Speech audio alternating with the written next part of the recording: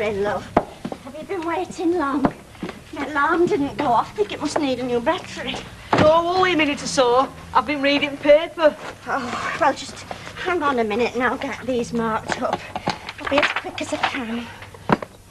Oh, Carol should be here in a minute as well. That's if she turns up this morning. Oh, I reckon she will. She'll be after your autograph for a book. Oh. If you look, she'll have you on the same page as Gary Glitter. Will you just be quiet while I'm trying to do this? What do you mean, my autograph? Well, now you're famous. I mean, anyone what's in daily papers famous, aren't they? Stands to reason. What are you talking about? Why I jilted her?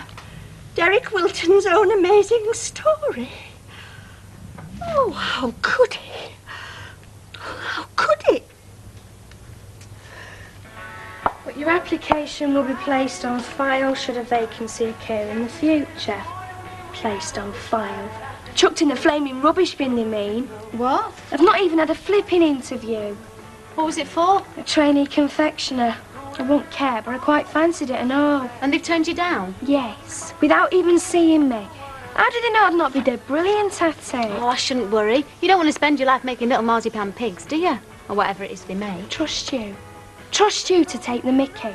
Out you do's a flaming brain transplant. Out I do's a rotten joke. Look, in case you hadn't noticed, I am trying to revise. I've got a maths exam this morning. Oh, well, in that case, I expect they'll have it on the news. Will everybody please be quiet? Because Miss Andrea Genius Clayton's doing an exam. I bet they've even shut Ringway down in case planes fly overhead, disturbing Her Majesty's concentration. Listen, twerp, don't take it out on me just because they don't want you. You're not both at it already, are you? It's not 8 o'clock yet. I've been up since 6. Little goody two-shoes has been working. It's because I've not had a chance to do proper revision that I've got to work. I don't stand much chance of passing as it is. So why bother? Did you see your dad before he went out? I can't remember if he said he was playing tonight or not. We had a cup of tea, he never mentioned it. Mum, I am trying to read. I've got about an hour to learn this. Well, I don't know why you don't go in the front room. It's full of your sewing. That's right, tell her to go in there. I don't see why the rest of us should have to suffer. What is up with you this morning, madam? You're in a right old mood.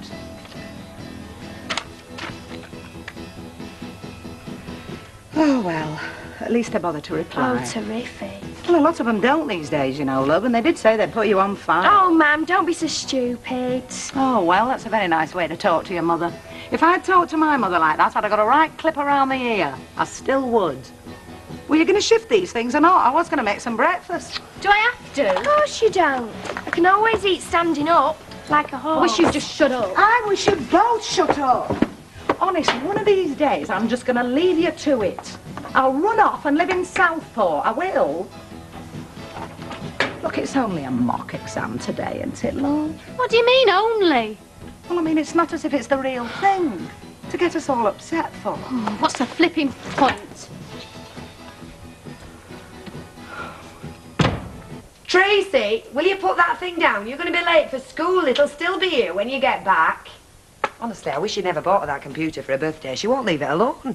Do her more good than playing with a doll. Well, I'd played with dolls. And if you'd asked me what a microchip was, I'd have said something you put salt and vinegar on. What's happening to kids nowadays? Well, it's called the new technology. In any case, that's only a little pocket effort. Wait till I get a sophisticated job with a full-size VDU. You'd better not. She can play with her paints and her plasticine and her Cindy doll like any other deprived 8-year-old.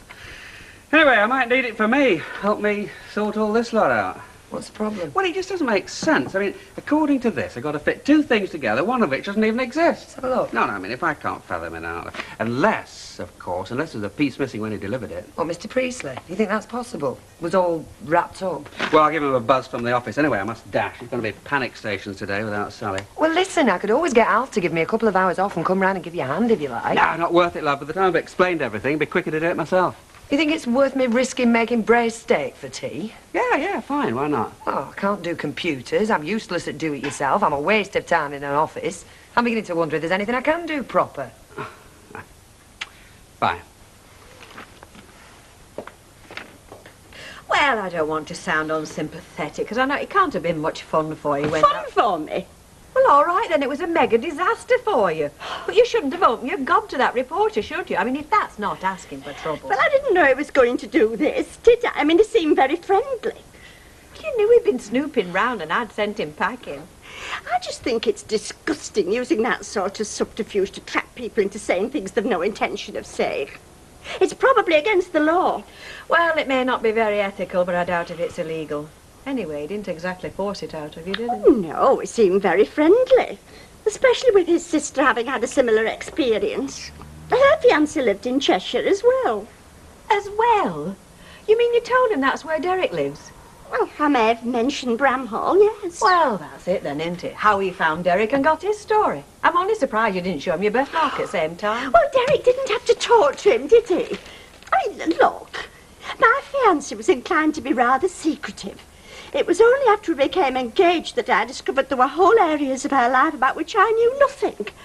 Well, what's that supposed to mean? Well, he's talking about you and Victor, isn't he? When he found out that you two have been camping together. Unless there's something else I don't know about. You're not running a private kissogram service on side, are you? Oh, she is. I might be interested. A couple of my customers might like a Mavisogram, especially because they wear those stockings and those suspenders and that. Packet of my cigars, please, love. Oh, packet of my cigars, please, love. She's upset. Well, I wouldn't be. They can spread my name all over the national dailies any time they like. Always good for business. What, even if you run off to the Bahamas with a 17-year-old nymphette and $2 million in undeclared tax? Now, how did you find out about that? There you go. Come on, Right. I'm going to phone up and put in an official complaint. Hang on a minute. He's only joking. I'm the only nymphette he knows, and I'm going nowhere. I mean to the newspaper about Mr. Jim Snooper Lomax. Oh, that's his name, is it? Hey, I wouldn't bother if I were you. You might end up making it a lot worse than it already is. Come out with you. Well, don't make it sound as if I've invited you to chuck yourself under a train. Is it so unheard of for a lad to come out with his dad? It is when you're the dad, yeah. All right, be that way. You'll come with us, won't you, Brian? Sorry, Jack. Me and the wife are stopping in to do the vat tonight. Oh, what thrilling lives you young marrieds do lead. I'll tell you something what puzzles me. Yes, what puzzles you, darling? He keeps asking fellas to go out with him. Not women, if you notice. I mean, has he asked you, Betty? No, not. No, nor me. It's not like the Jack Duckworth we all know and hate at all. Is he having hormone treatment, I ask myself? If you are interested in coming to an exhibition snooker match down at the Leiden, then you are perfectly welcome to come down. If I wasn't working, I would come. I quite like a game of snooker, as it so happens. I'll chalk Hurricane Higgins' cue for him any time. Go on, then. I'll come with you. I've got nothing else to do. Oh, very gracious. Don't put yourself out, mate. I hope you get more respect from your lad. Oh, I do now. But I can't vouch when he gets to this side. I warned you, Harry. I said all along we needed more space. The house isn't big enough. The house is perfectly big enough. I don't see what the problem is. No, you never do. You're like an ostrich, you. You just bury your head in the sand till it goes away. I'm the one what has to go with her tantrums. Our Andrew don't throw tantrums. No, but she's got a right little paddy on her when she wants the both. But she's right, Harry. She ain't got nowhere proper to study. What's up with front room? Well, she can only use that when I'm not in there. And I've got quite a bit of sewing on. Money's money after all. All right, a bedroom then. Oh, she says it's too cold. Any Roadhouse who plays her records up there. So she won't have to, not till her Andy's took her exams. I'll get little Eater, get that fixed up. You see? Now the can't be solved with a bit of common sense. Large Scotch, please, love. Okay. Women do flap, don't they? They certainly do. Right. Con, can you manage another one? Just a lemonade, Carlo. Hey, Bet, how fast can you do a meat pie and a lager? Very fast. I'm a very fast lady. Before anybody else says it. Hey, Brian, you wouldn't know anything about do-it-yourself by any chance, would you? Oh, not a lot. It's my dad who's the expert in our family. Why? Got a bit of a problem with a unit I'm trying to fix. I mean, I think there's a piece missing, but the bloke says it's all there. Well, I'll pop round and have a look for you if you like. But I can't guarantee I'll sort it out. No, not now. I've got the dash, but perhaps this evening if I'm still stuck. I shouldn't be here at all by rights. I had to get out of the office for 10 minutes or bust a spring. Problems, Cop? Only we're coping single-handed till I get somewhere. What happened to Long Tall Sal then? Gone. Oh, a bit sudden, wasn't it? Not really. Still, you're missing. Not irreplaceable. In fact, I wasn't sorry to see the back of her after all the trouble she caused, the poor old Mavis. No. Hey, what about then? Have you read today's paper? She's splashed all over it. Yeah, but I tell you what puzzles me. I mean, how they come to speak to a reporter in the first place. I mean, it's not like Derek or Mavis. I mean, they're sort of quiet and retiring sort of people, aren't they? I'm amazed you're allowed to use such unethical tactics. I've a good mind to write to the press council and put in an official complaint. Wasting your time, I'm afraid. I didn't do anything 100 other journalists don't do every day. It's called investigative reporting. Stop that and there wouldn't be a paper in the street. What, tell lies, you mean? I didn't tell any lies. You talked, I listened. Think about it. What what about all that stuff about your sister being jilted? You distinctly told me that. Happens to be true. She's married with 3 kids now, lives in Milton Keynes. So it was years ago. Look, we're talking about you. I came because you sounded pretty upset, but I honestly don't know why. It's a great human story. Everybody's very sympathetic. You don't know why I'm upset. That you tricked your way into my confidence and exposed my personal and private life across every breakfast table in the country. Not every breakfast table. Circulation's not that good. Miss Riley, I'm sorry if I appear to go behind your back, but it's my job. News doesn't come knocking politely on our door, you know. More often than not, we have to go out and dig for it. Oh, well, you dug pretty deep this time, didn't you? Not content with worming information out of me, you had to go and ferret out my ex-fiancé. Had to get the other side of the story. Surely you'll agree that's only fair. Fair? Oh, that's the part that is lies. That's a complete exaggeration of the facts. He accuses me of being secretive and says he was shocked to learn about certain bohemian relationships like I was some sort of loose woman with a string of men. Well, in that case, if you'd like to give me your version of It is not a version. It happens to be the truth. Derek Wilton is a narrow-minded, prejudiced, immature mother's boy who never made a decision in his life without consulting her. Only a man like that could distort a perfectly innocent friendship and make it look like some sort of scarlet past. Do I look like a scarlet woman, Mr. Lomax? No, I can't say you do. As for him saying that's one of the reasons why he jilted me, the truth is I didn't go to the church because I couldn't face being married to a man like that. What normal woman could.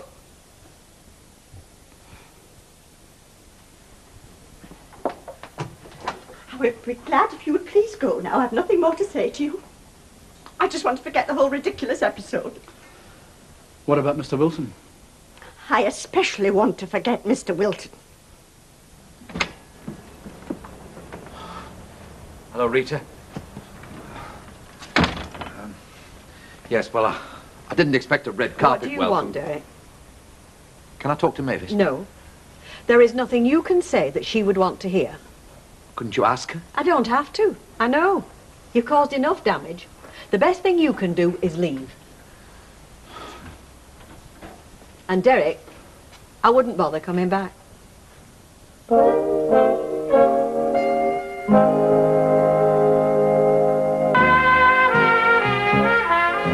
She says she'll be in a minute to make tea, as soon as her customer's gone. There's no rush. So then, sweetheart, what kind of day have you had then? Rotten. I got turned down for a job without him even seeing me. You never applied for jobs yet, you don't leave school till June, do I'll you? leave at Easter if I want to. Sooner the better as far as I'm concerned. You're not stopping on like our Andy, then? You know I'm not. You don't have to have a flipping university degree to get somewhere. Of course you don't. Look at me. You don't think I'm stupid, do you, Dad? I knew she was half as bright, love. Only me mum goes on as if my sister was the only one with a brain in her head. She's on her time to help her while she gets her exams. Have you seen what she has to learn? Crikey. Oh, brides. I love doing them, but they do get worked up sometimes. Are you sure the style suits me? You won't cut the neckline too low. You will have it ready on time. Andy not that yet? No, but I am. I know you are, madam. It's hard to miss you in that sweatshirt. I was just wondering how she got on her exam, that's all. Tell her to stop being so blooming touchy, will you, Harry?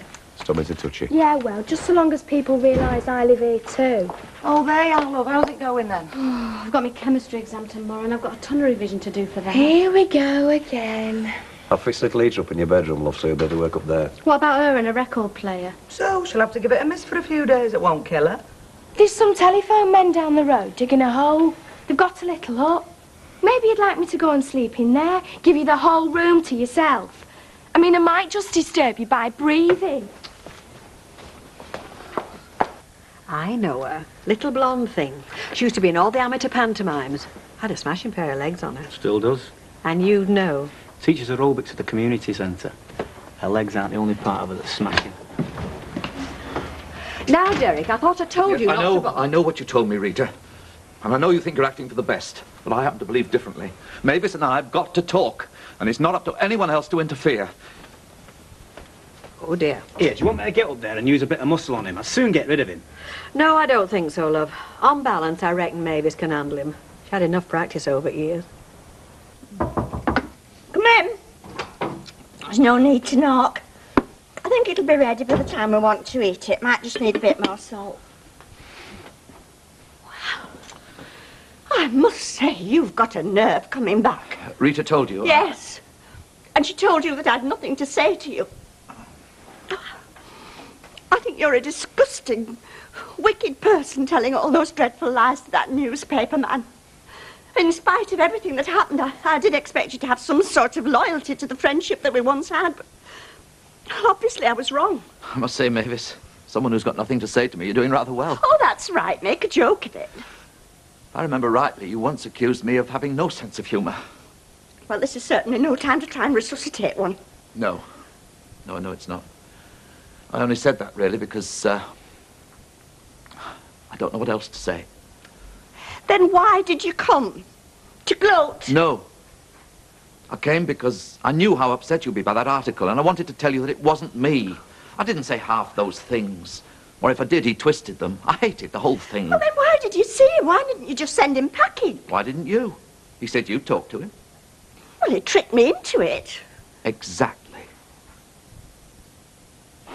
Well, you know, this is the first time we've actually spoken since... Why did you really change your mind, Mavis? Why did you? Hello. Hi. Hi.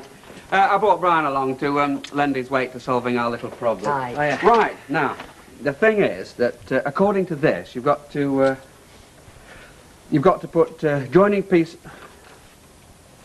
It's been done. Yeah, that's right. Oh, it's Mr. Priestley been. I rang him, but he said all the bits were here. No, he hasn't, and yes, they were. I did it. I just sort of looked at it and twiddled it about a bit, and that was probably just a fluke, really. Oh. Right, well, looks as if I bothered you for nothing. Oh, it wasn't for nothing. I wouldn't have missed this for the world. Ta-ra. And I've put in a full day's work at the shop, I've done a pile of ironing, and I've made the tea. Oh, and I've repotted the rubber plant. So you see, I must be useful for something, mustn't I? It wasn't anything to do with you or Victor. It was to do with me. Yes, I can accept that, Derek. But, I mean, you did tell that man that I was secretive and that I'd had bohemian relationships. No. No, what I said in actual fact was that you were a person with surprising depths. That I was constantly discovering new facets to your personality. Really? Oh, yes. I told him that after not seeing you for a while, it rather shook me to discover that you'd formed new interests. Creative writing, camping trips. Trip, Derek? You were constantly seeking to expand your horizons, whereas I'd stayed exactly the same. The only horizons I'd expanded were around my waist. Oh, no, that's not true, Derek. You changed a lot. You were quite different. You were much more positive about things. Well, you'd moved house. Only because Mother died. I can't really claim credit for that. If you know what I mean. No, what I was trying to convey was that I'd begun to have doubts. I was worried that marriage to me mightn't seem a trifle humdrum, given the sort of woman I now knew you to be. And is that why you didn't turn up?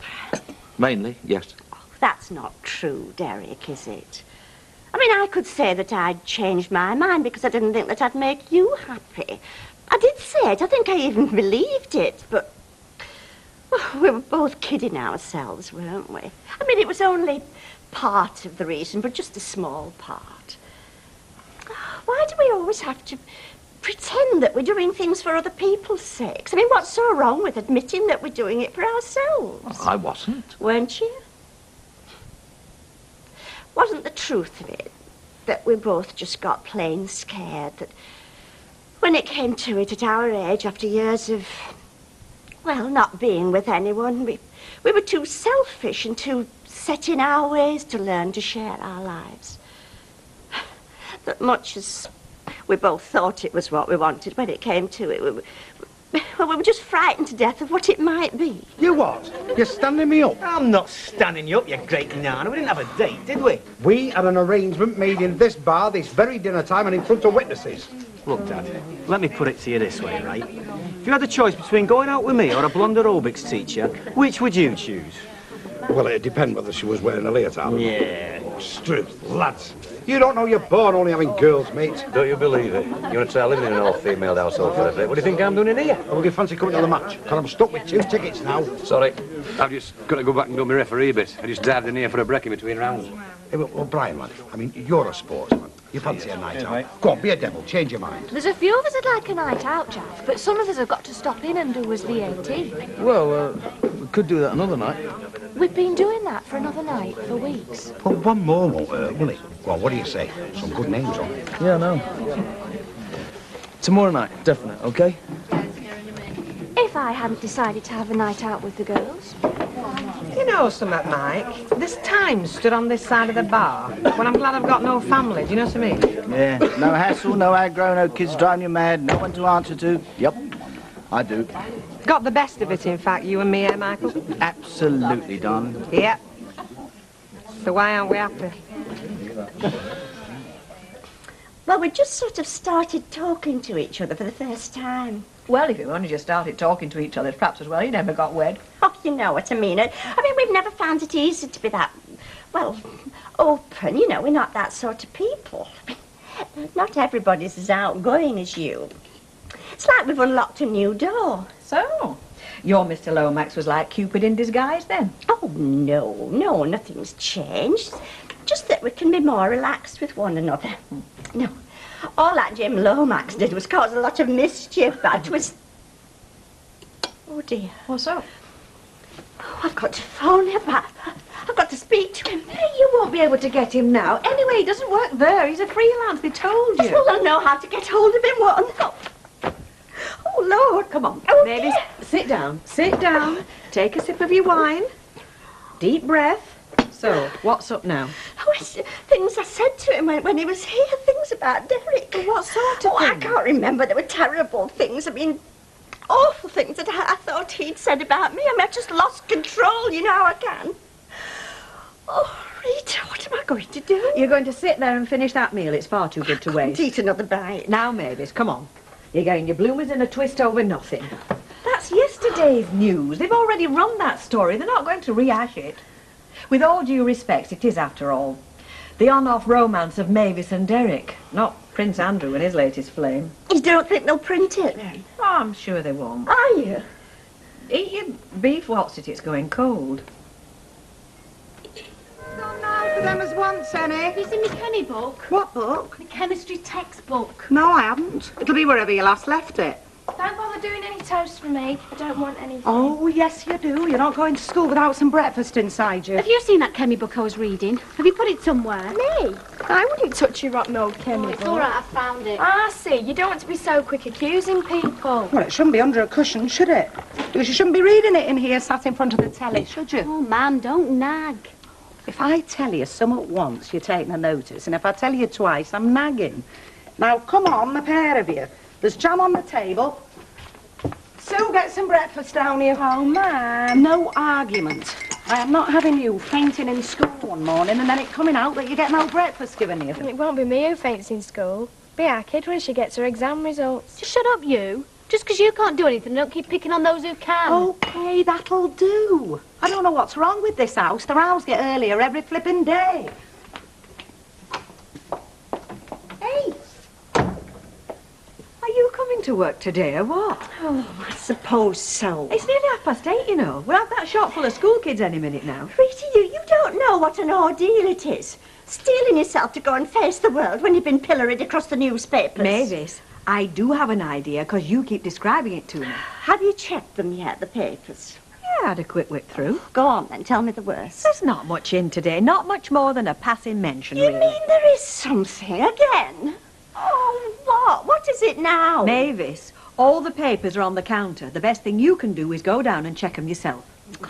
Oh. Well, suppose I better start thinking about getting down to the office. You're not exactly bursting with get up and go this morning, are you? No, I'm not. A lot of drudgery waiting for me. I'll say this for Sally. She used to get through a lot of work. She's very capable. Oh, yeah. Capable of leading you right up the garden path. No, but to be fair to her. I don't particularly want to be. All I'm saying is she could get through a lot of work. I've got to find a replacement as soon as I can. I thought you had a temp secretary coming in sometime. Good Lord, yeah, she's coming this morning. I better get down there. Don't want to find her on the doorstep getting all shirty. It'll be quite shirty enough when she sees what a muddle the office is in. Well, don't panic. You're the boss, she's the slave, remember? Right. Only you don't look particularly boss-like this morning. I don't? No, you look to me like a man who was up till well after midnight trying to fix some shelves together. You know, your perceptions are remarkably acute today. Every day. It's a gift I have. Bye. Bye. Say not, the struggle naught availeth. You know, if the wind's in the right direction, I might finish that lot tonight. You hope. Here comes the really hard part, writing the whole exercise up for the recorder. You really going to do that? Yeah, why not? Should be readable enough. A beginner's adventure and do it yourself. True, true. But can it compete with Mavis Riley's love life? Yeah, this'll do. Go on. I would have thought you'd have known the streets round here like the back of your hand, you being a milkman. Oh, around here I do. No, this is for around Ashton Way, Audenshaw, Drelsden, you know, the lost continents. You're expanding your round a bit far, aren't you? Oh, no, this is for when I'm wearing my other uniform, you know, the tuxedo with the braid. Snazzy Dicky Bow. You've lost me. I play in a dance band. Greg Gordon, the Blue Tones. I'm a trombonist. I never knew that. No reason why I should, really, I suppose. Yeah, we play a couple of dances around Manchester, like, just semi-pro. Well, I didn't know you were a musician. The people who would heard me would argue with that. I used to be in the business, you know. Singer, in the clubs. By the way, you packed it in, have you? I packed it in before it packed me in. Well, if ever you think of making a comeback, think about a double act. Never mind songs at the piano, songs at the trombone. It could be sensation. Oh, don't ring us, we'll ring you. See you lot.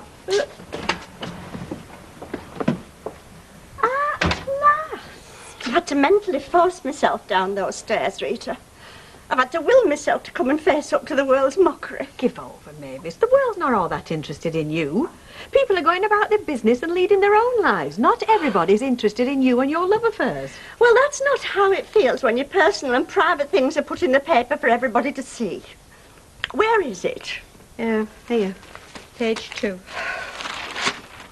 Oh. Oh, my God. It's all over the page. Look, there's a picture of Derek here. I thought you said it was just a passing mention. Well, it's mainly about Derek, not you. Oh, I never said that. What? Well, this is... Well, you've read it, haven't you? It quotes me as saying... Oh. Go on, read it out. My woman's intuition came to my rescue. I realise now that I saved myself from a fate worse than life, because that is what marrying that man would have been. You always did have a way with words, Mavis. Oh, and I mean, this here, look, this sort of headline thing, The Trouble with Derek by the Bride Who Never Was. Oh, the bride who never was. Rather good, that, I thought. The trouble with Derek Wilton is that he saves all his energies for keeping his boss happy. And he doesn't have all that much energy to start with. Now, you're not telling me that reporter made that up. You must have said that. Well, perhaps I did in the heat of the moment, but I mean, there's no right to go putting it in the paper. Well, I'll say one thing for you, Mavis. Even though you come down late, no one can accuse you of not pulling your weight in the business. What do you mean? Well, I mean, that's how we make a living, selling newspapers. So you must be good for somebody's circulation, but not Derek Wilton's circulation when he reads that. Say your mad up. So, Betty. Can't hear. Oh, hang on. What? What are you having? I'll have a lager, Betty. OK, love. How are you? Nice to see you after that coffee for a change. Yeah, I've just finished. It's me half day. Must be like a great stone rolling off you. Something like that, yeah. I tell you what, seems that that chip pan's not doing your complexion any harm. Still looks like a little schoolgirl, doesn't she? Yeah. Oh. That your hair of the dog, is it? Not especially, no. We had a right hangover this morning. I'm not surprised drinking till past midnight. Give it a rest, will you, Gail? You stank of it when you came in. Wonderful, the romance of it all, lying in bed listening to your mam shouting, "Is that you, are, Brian?" as you come staggering up the stairs. Flipping heck, Gail. I'm entitled to the occasional night out with the lads. Lads, that what you call jacked up with? I'm not out so much, am I? So I'm entitled to a bit of fun now and again. I must put my name down for a bit of this fun. I've forgotten what it's like. Hi there, Brian. Good night last night, wasn't it? He is quite a lad, this husband of yours, on the quiet, you know. There were one or two in there last night asking could they have a pup off him. Really? He had us in stitches. Mind, you know what he's like when he gets going. No, I don't really, Jack. No, I think most of it goes for export. Give me the time, please, Betty. OK, love. You're all right, aren't you? I'll have another. Well, hang on, don't belt it. That's no way to treat flipping ale. Go on, give him a pipe, Betty. OK. Here, what are you after? No, I just want a quiet word. Look, I'm skinned. Look, I just want a quiet father-to-son chat, that's all. What about? You know. That there, mate. Dad, I already know about Father Christmas and the presents and all that. I am on about birds, and in particular, birding on your own doorstep. What are you on about? Tina doesn't live round here. Tina? Who's Tina when she's on? That little aerobics teacher I took out last night. Not on about her. I'm on about the milkman's daughter. Andrea? Yes, I've seen the way you've been looking at her, and it doesn't take 10 minutes to say good morning, neither. Well, it does when the bird looks like her, doesn't it? Yes, well, exactly. Well, I'm telling you, watch yourself, it's too close to home. I don't want to finish up with a milk bottle on me nuts just because you're mucking about with Harry Clayton's dog. I'm not mucking about with Harry Clayton. I am telling you, it is too close to home, lad. Will you listen to what Father's advice, eh? Ideally, a bird shouldn't even know where you live. Rule number 1. Rule number 2, avoid your own home. Rule number 3, never go out with a woman you live near. That's why you never take my mum out, innit? Oh, all right, clever shins. You have it your own flipping way. But if you take my advice, you will box clever with that Andrea girl. Tell you. Yeah, chance to be a fine thing. Oh, I do wish you'd stop all this whinging and sighing. It's no use. I'll have to do it. Do what, for heaven's sake? I'll have to speak to Derek. It's the only way. I've been trying to reconcile myself to it all morning, but I'll have to phone him up and tell him I didn't say those awful things in the paper. That's a very cunning way of putting it, that. You didn't say all those awful things. Let's face it, you said some of them. It was that reporter, Jim Lomax, putting words into my mouth. I'll have to phone him up. I've got his number somewhere at the office. Morning, ladies. Morning. Back to my cigars, please. Don't worry, Mavis. I'm not going to mention it. What? The latest instalment in your love life. Read it, have you? Oh, twice, but like I said, I'm not going to talk about it. Thank you. Don't mention it, but the girls at work, they're talking about nothing else. Oh, take no notice. He's having yours. I wish you would. Oh, hello. Mr. Derek Wilton's office, please. No, this is not the press speaking. Oh, hello, Derek. I had to ring you up because... pardon? Oh, hello, Mr. Sutton. I expected Derek to speak. Well, no, this is Mavis Riley. Could you ask him to come to the phone, please? Pardon? Oh. Oh, yes. It wasn't there. Well, I rather gathered that. He's on his way round here, apparently, to have it out with me.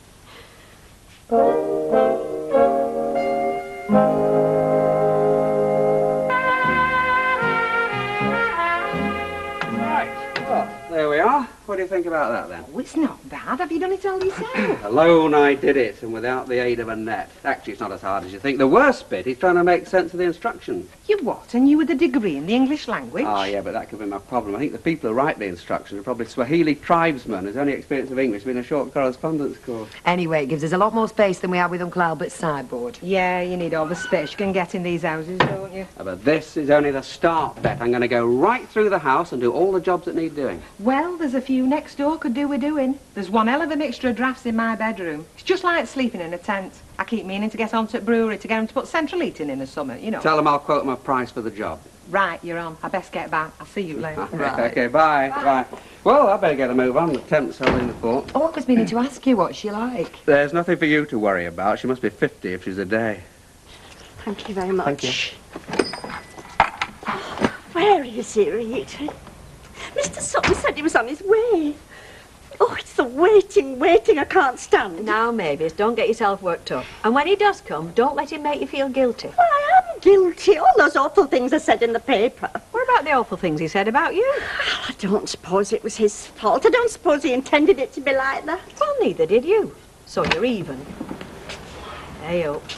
I think you know why I'm here, Mavis. Yes, I rang the office, Derek. Mr. Sutton said... You rang my office? Haven't you put the knife in for me enough at that office, Mavis? I just wanted to explain. It's too late for explanations. It may interest you to know that I spoke to a friend of mine this morning, and his wife's brother is a solicitor, so he knows what he's talking about. And he said, in his view, I could well have legal grounds. Will you just let me explain? I never realised until this morning, Mavis, that you hated me. Well, this is a bit of luck, eh? I was just parking the car when I saw you come in. Is this a trap? Have you done some unspeakable deal with this? No, of course I haven't. I never wanted any dealings with him as well, you know. All I do, love, is give people a chance to express themselves. I'm surprised you're upset, Derek, you know, because we're getting a lot of feedback from our readers and they are very sympathetic. Well, I'd rather not have their sympathy, thank you very much. Am I right in thinking I've brought you two lonely people together again? Because if I have, that's reward enough for me. In fact, I could have my photographer around here in 10 minutes. How about the reunion picture? Kiss and make up time, eh? I'd have to check back in this, but I'm pretty sure we'd pay good money. Will you please go?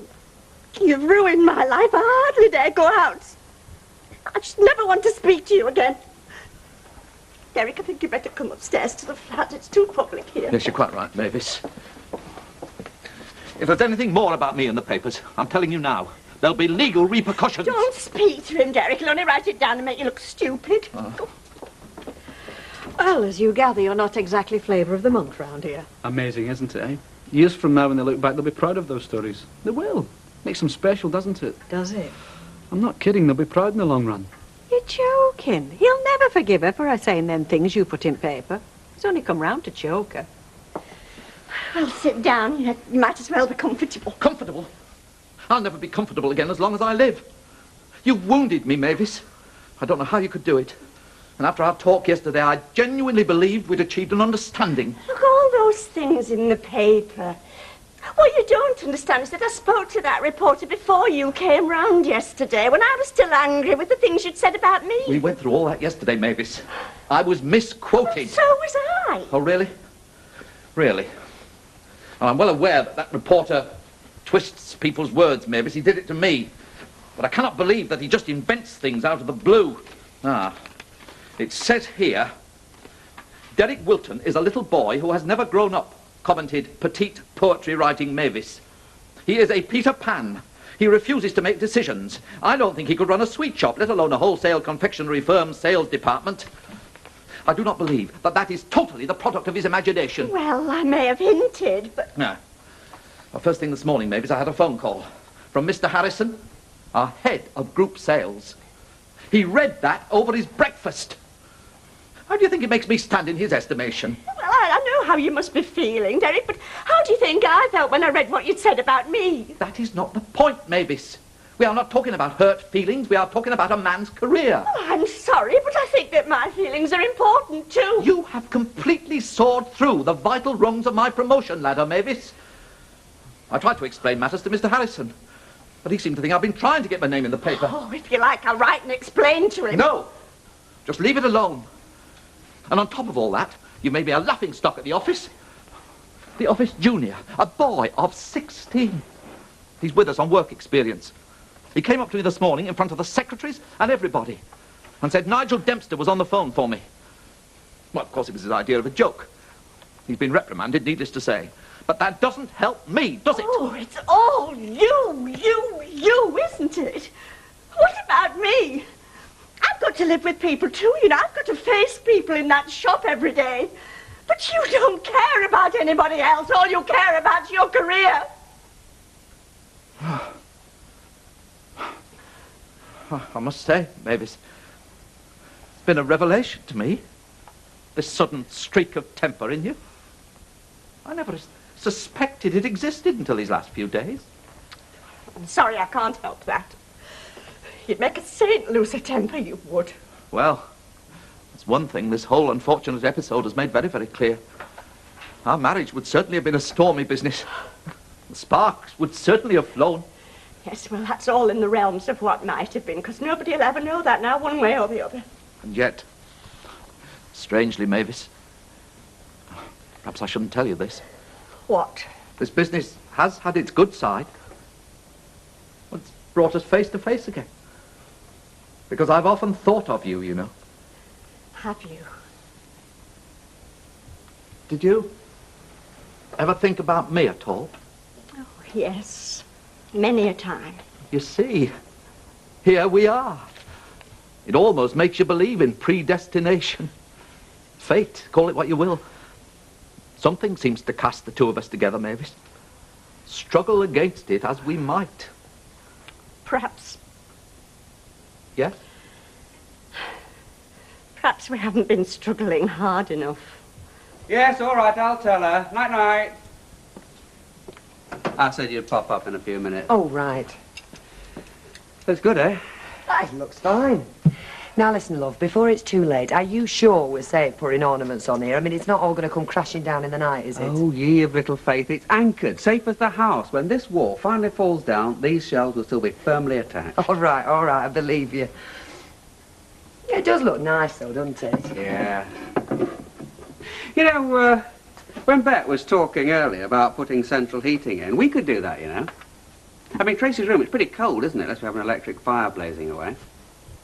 We could have gas central heating, radiators all over the place, and it wouldn't cost the earth if I did the installation myself.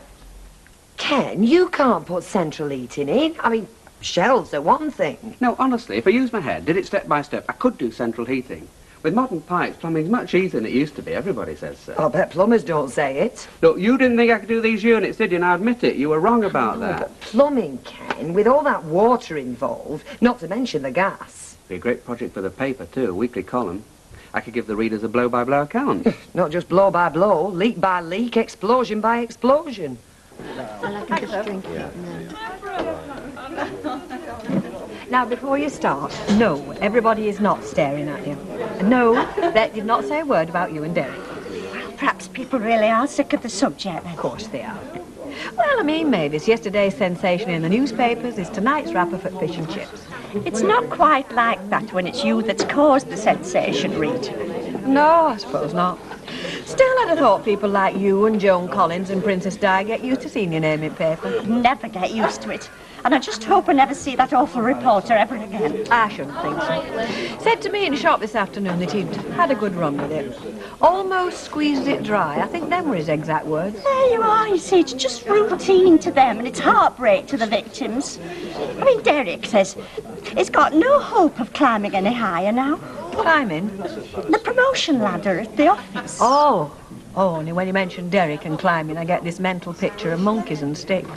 I don't think he blames me quite so much now. I think he realises there was no malice on my part. Do you care what he thinks?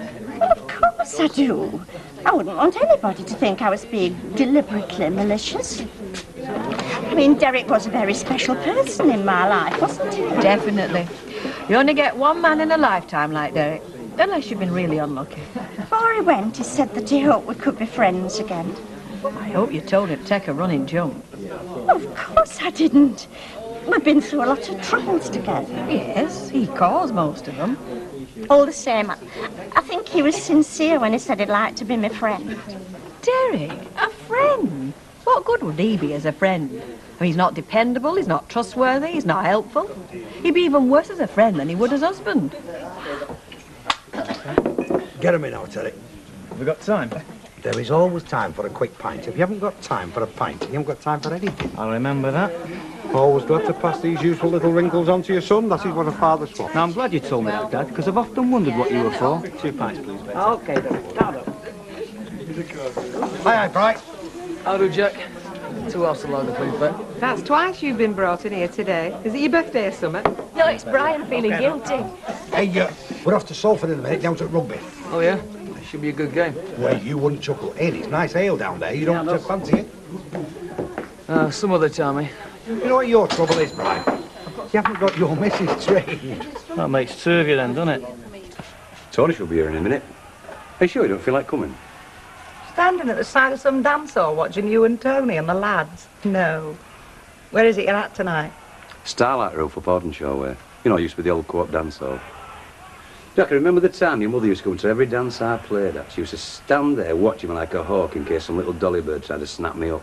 Taking a notice. It was him used to watch me. I'd be dancing with some lad and suddenly I'd be hearing a lot of wrong notes and it was your dad watching me instead of his music. If you ever feel like coming, you know, just by way of a change. Are we talking? I'm watching telly. Ain't a notice of her. She's been dead grumpy all day. What's up, sweetheart? Somebody been nasty to you then? Come on, tell the old fella. Hasn't it gone right today then? Oh, today, yesterday. I thought you'd done quite well in your math. Well, I didn't, did I? Well, why didn't you say something yesterday? You never asked. Well, I shouldn't have to, Andy. Well, it's obvious what's wrong, isn't it? She must have failed. Come on, love, you don't know how you've gone off, do you? Not till you get your result. Well, I don't need the results, do I? I know how I've done. Oh, well, you've been biting everybody's head off and picking on our Sue all the time. Here's me thinking I'd said something to upset you. Okay, love, okay. Look, it's no use getting upset. I mean, they're only exams, and it's not as if these are the real thing anyway. It'll be the real thing in a few weeks, though. OK, suppose you don't pass. It wouldn't be the end of the world, would it? I mean, I never passed any exams and your mum didn't.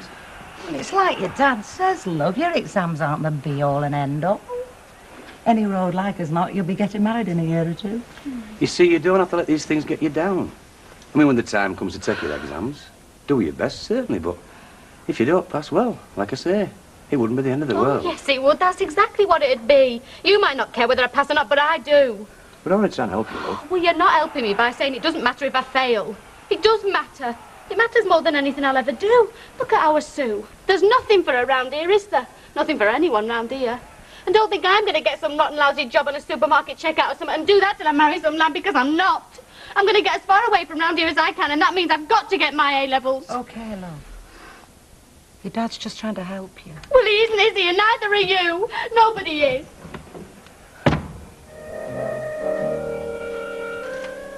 Why, roll on Friday. Yeah, we'll roll on Thursday first. I'm going to have my hair done. Oh, well, it's nice when you've got something to look forward to. Morning, love.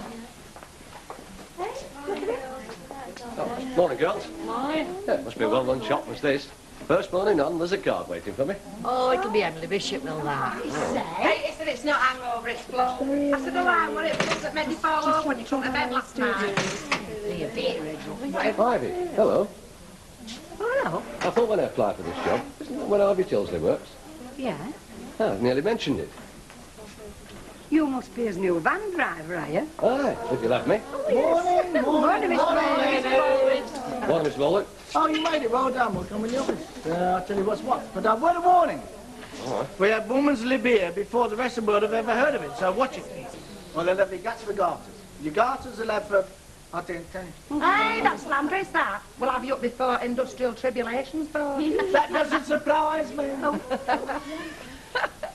See you later, Ivy. Yeah. So, who's even is at home then, if you supply?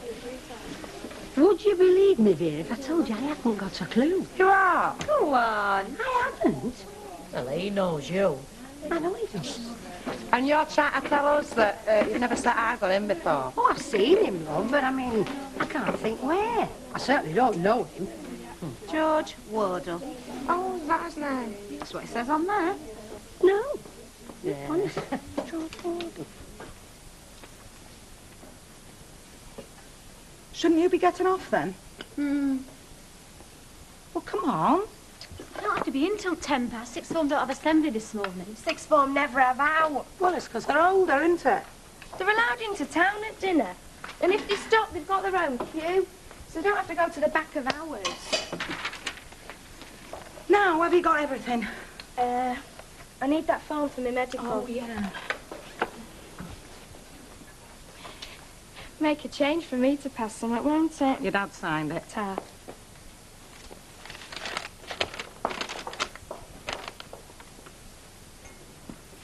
Hey, I'll keep my fingers crossed your exam results turn out like you want them. I won't bother, I'm not bothered. Of course you are. No, I'm not. I'm sick and tired of exams. I'm sick and tired of school, come to that. Oh, go on with you. Mother, I'm serious. I'm going to leave school. I'm going to get a job. Don't be silly. She don't mean Oh, it. you shut up, you. Hey. But we all know you're going to go to university, so why pretend you're not? We'll just see, shall we? We'll just see. Look, Andy.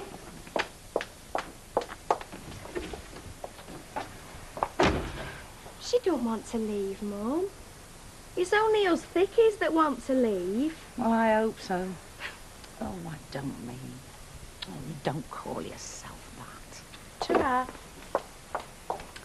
Well, I can't see it. That flaming great streak in that top corner.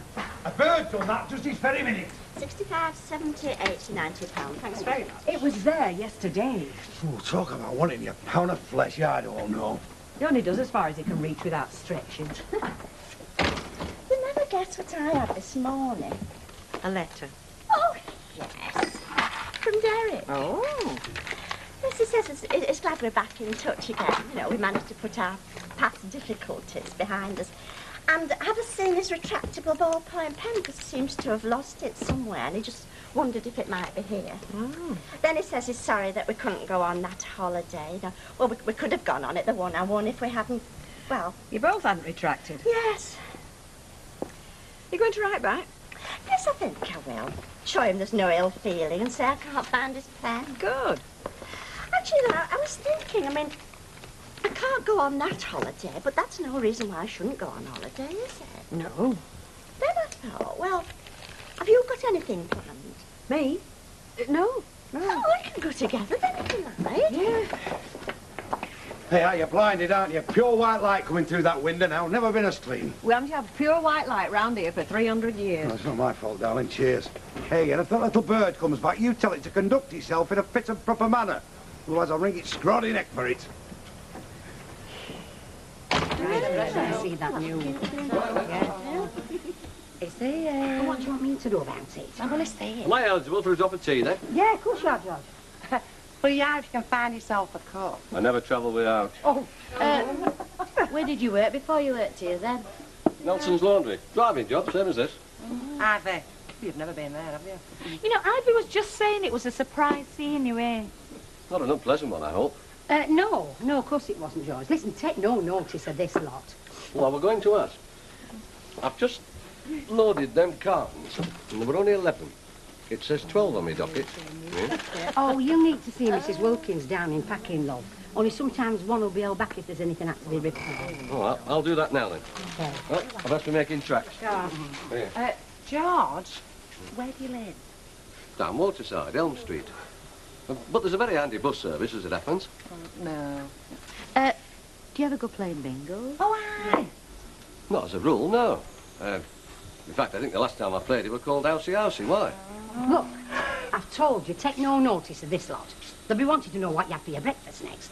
That's easy. Boiled egg. See you, girls. Ta-ra. Well, that way you've seen this. It can't get us. What do you mean? When we were having breakfast. I wish you lot would give over asking him daft questions. You're making me feel a right Nana. Anyway, I better go and see how he's getting on. Once happened to me, you know, quite a long time ago. Well, on his holidays in Cleveland, yeah. There was this bloke in the same boarding house, and all week he was going, "Hiya, Vera, how are you, Vera?" Didn't know him from Adam. Anyway, at the end I said, "Hey, who the hell are you, anyway? Run it, chimney sweep." First time I'd seen him with a clip. Get away. Oh, yeah. Yeah, it's a gift. My mother had it before me. Well, go on, then. Well, now, are you sure? Because it's not everybody wants to know their future, you know. And I have to tell the truth, whether it's good or not so good. Yeah, I think I can take it. Right.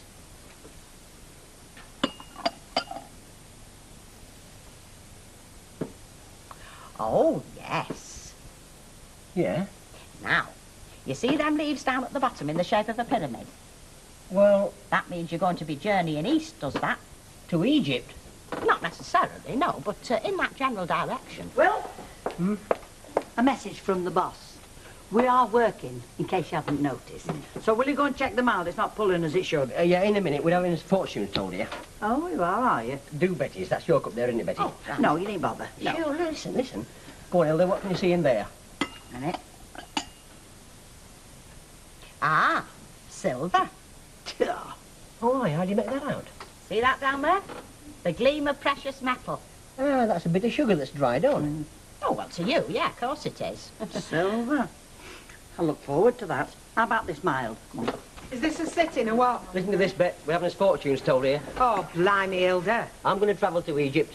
Betty's coming into silver. For sugar? We're not too sure. Now, Bets, you'd like to know your future, wouldn't you, Bet? No, not if me pass out to go by, I wouldn't. Come on, Hilda. What can you see in there? Washing up. If folk are going to scoff, I've got no wish to continue. Anyone at home? Now I must be going mystic. I'm hearing voices. I'll go. Oh, well, now, from what I can see here, you're going to have a visit. A visit? Right. Can we get going now? From a long-lost relative. From a long-lost relative. Who will have news of another relative. News of another relative. Aye, fine. Anything else? No, not as I can see here. Well, thank God for that. Now, can we get going now? Or I might be tempted to start looking into your future. Then we both might find out you've not got one.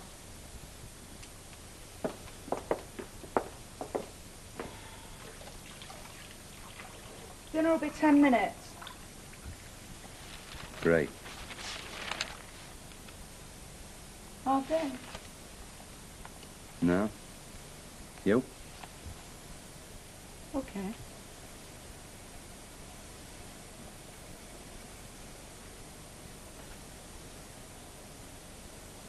Andy said something funny. Yeah? Well, I don't know if she meant anything by it.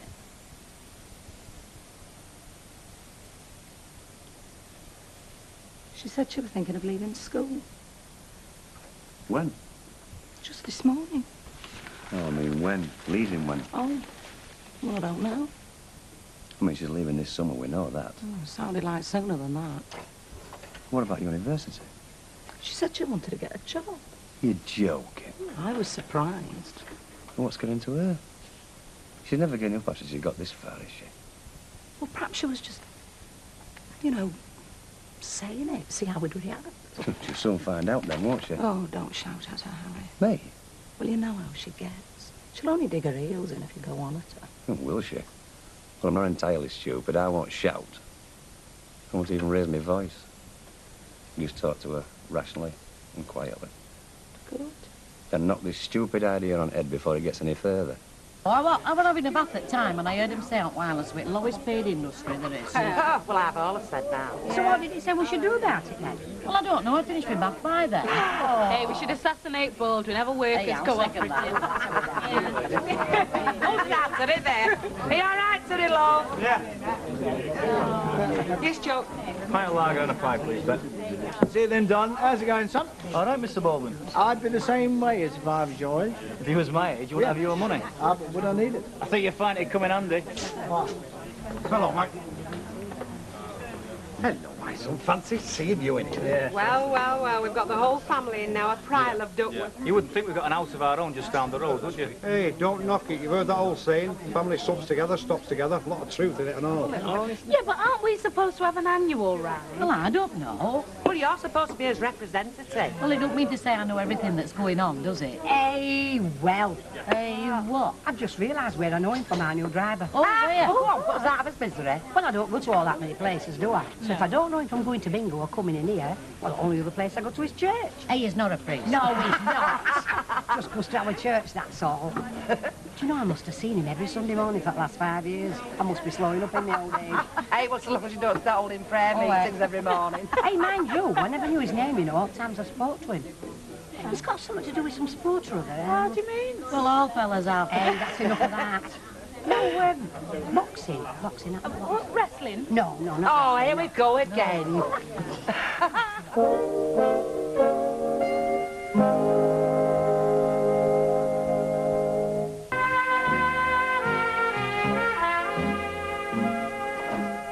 What do you mean? Shh. Your dad's having a snooze.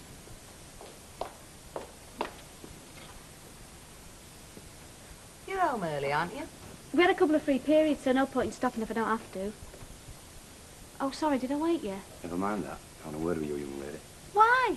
Sit down. Sorry. It's okay, love. We're just having a quiet, reasonable conversation, that's all. I'll make us some tea.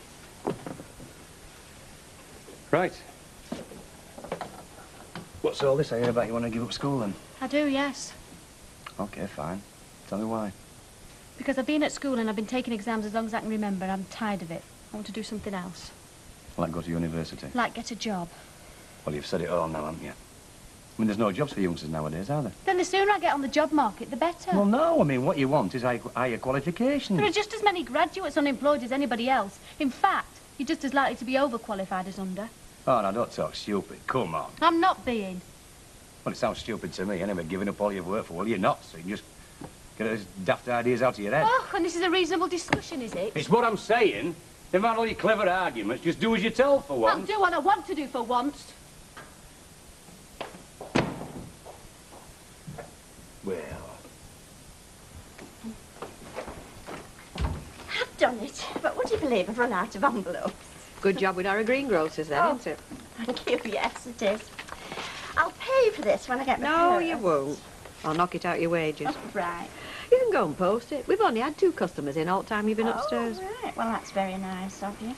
Only I thought, well, I'd better get on with it and get it done. Otherwise, I'd just keep putting it off, if you see what I mean. I do. Actually, I think I've just struck the right note. Sort of friendship between two people who were once something more than friends, but who were resigned to the fact that the diverging paths that lie. Exactly. Maybe that sounds just right. I've also told him that you and I are going on holiday together, because, well, I thought he'd be pleased to hear that. We're what? Well, I asked you this morning. Yes, but we haven't decided on out. Well, you said yes. I said yes, I'd think about it. Well, there's the shopping. We both can't go away at the same time. I've seen newsagents close for holidays before. Yes, but not this one. Oh, I'll see. Well, you didn't have to do that. Well, I've done it now, haven't I?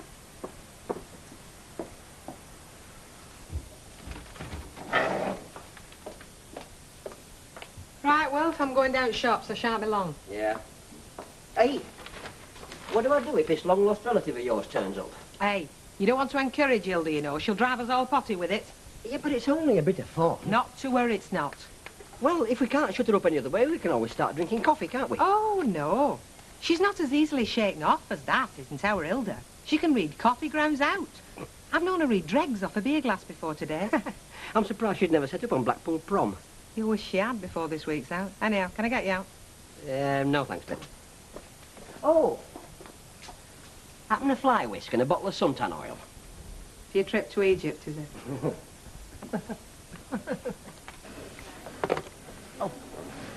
Oh, you found everywhere then? Just about. Though there are some don't make it easy for you, do they? No, you made good time though, didn't you? You can shit a bit in that van, once you put your foot down. Well, I've had enough of this. It's been going on too long. I'm going to ask him. I'm fed up with these guessing games for today. Yeah, well, I've had enough for today. Yeah, I know, don't last hour's drag. George, What, love? what's this sport you do? Sport? Well, Ivy said you're a boxer or something, aren't you? No. Rugby. I used to play rugby league. Well, for a few teams. I ended up playing for Salford last season or two. Oh, you're a professional. Oh, aye. I played at Wembley once. Well, we lost, so I never bothered going back. Oh, we'll be having Georgie best looking here next. What did you go for? Sort of gives you up after a certain age, love. Hey, it's rugby. You and your football and that. It's rugby. Well, I knew it was something you did, George. I coached the lads down at church. That's the way you've heard it from. Hey, yeah, we've got a star here, Mr. Baldwin. Yeah, you should play rugby. I don't just employ anyone, you know. Hey, do you ever play rugby, Mr. Baldwin? Hey, that's something I'd like to see, I really would. I don't play games either. You should know that by now. Oh, we do. I'd better give that man a wash then. Yeah, hey, you can wash me if you like. Yeah, OK. I'll give you a shout when I'm ready. Hey, are they all like that, men that go to your church? Why? I think I'll start going myself.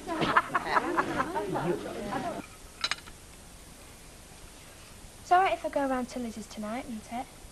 As long as you've got your own work done. I haven't got any. Why do you always go down there? Why don't you mates rather come round here? You know?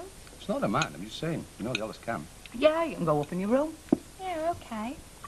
So long as my dad promises not to play his trombone. Well, the last time I'd give it some of this in this house. The night before last? I mean, apart from that. Well, no. But that was only on account of her studying. Wasn't it Lizzie whose brother was in papers? Barry, About him being on a sponsored swim, wasn't it? he's always swimming. Always. What? Always swimming. I know. We keep telling him he'll get web feet. He's in your class, isn't he, Andy? Yeah. Do you fancy him? You must be joking. I don't blame you. He smells of chlorine half the time. Oh, I'm sure he doesn't. And I'll tell you what, Lizzie was saying that he's had his exam results for days now. So wait, have you got yours? I have got 'em. You have? Got 'em days ago. Well, why on earth? Not so good then, eh? No. Which explains what we heard earlier today then. Part of it. Well, I didn't know you'd got him. Okay, Sue. Well, she's going to blame me for telling now. Where do you think you're going? I've finished. Please may I leave the table? No, you may not. Sit down. I've finished as well. Have you? Yeah. We can both sit down and wait while me and your mother have done. Oh, Andy. So, what were these results then? E in physics and O in maths and chemistry. I see. Well, I better go back to playing the trombone again then, won't I? He's a fan of that. Dear Deirdre was saying you were talking about putting in central heating, installing it yourself, like.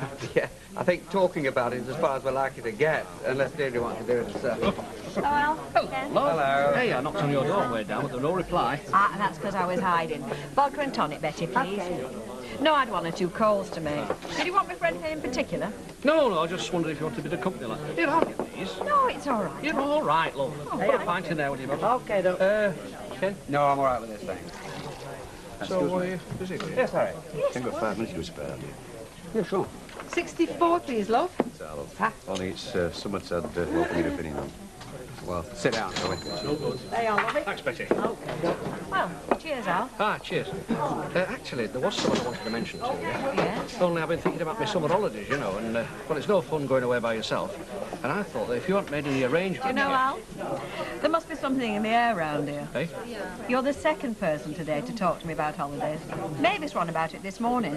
Only we can't just settle where to go, you know it is. That you will be going away with Mavis, huh? Yeah. Anyway, I'm sorry I interrupted. What do you want to say? Oh, it don't matter. I've forgotten myself now. Hilda. Well, has my prediction come true yet, then? Not as I've noticed, no. Light ale, is it? Yes, please. We'll have to do it again tomorrow morning. You'd be surprised how often it pays. It's only a mock A level she's talking about, though, isn't it? I mean, she's got the real things to come. If she gets that far. I mean, these results seem to put her off the whole idea. Well, Look, will you have a word with her? well, I don't know what I could say that the teachers won't have said already. Yeah, but if she heard it from somebody who'd been through it, you know, which I haven't. I mean, I don't even know what I'm talking about half the time. I'd be obliged, Ken, I really would. And I know Connie would, I know. Well, if you think it might help. Oh, I'm sure it would. And then one morning, just after we finished our breakfast, I was siding the pots, and I looked in Stan's cup, and I said to him, hey, you're not leaving this house today. And he said, why ever not? And I said, because of this warning I can see here in the bottom of your cup. And he said, let's have a look. So I showed him. I told him, don't encourage her, I said. Look, she'll never give up till she proves her point.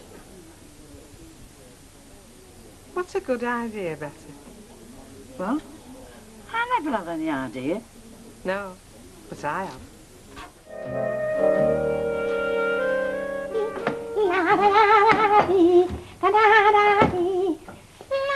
What is it, Hilda? That song? Polly Wally Doodle all the day. Go on, you know Polly Wally Doodle. Are you sure it's not some sort of mystical chant? Eh? Are you sure you're not summoning up gremlins to help you fulfill your prophecies? My prophecies don't need no help from gremlins or chance. No, if I've seen it in the tea leaves, it'll happen. All of its own accord.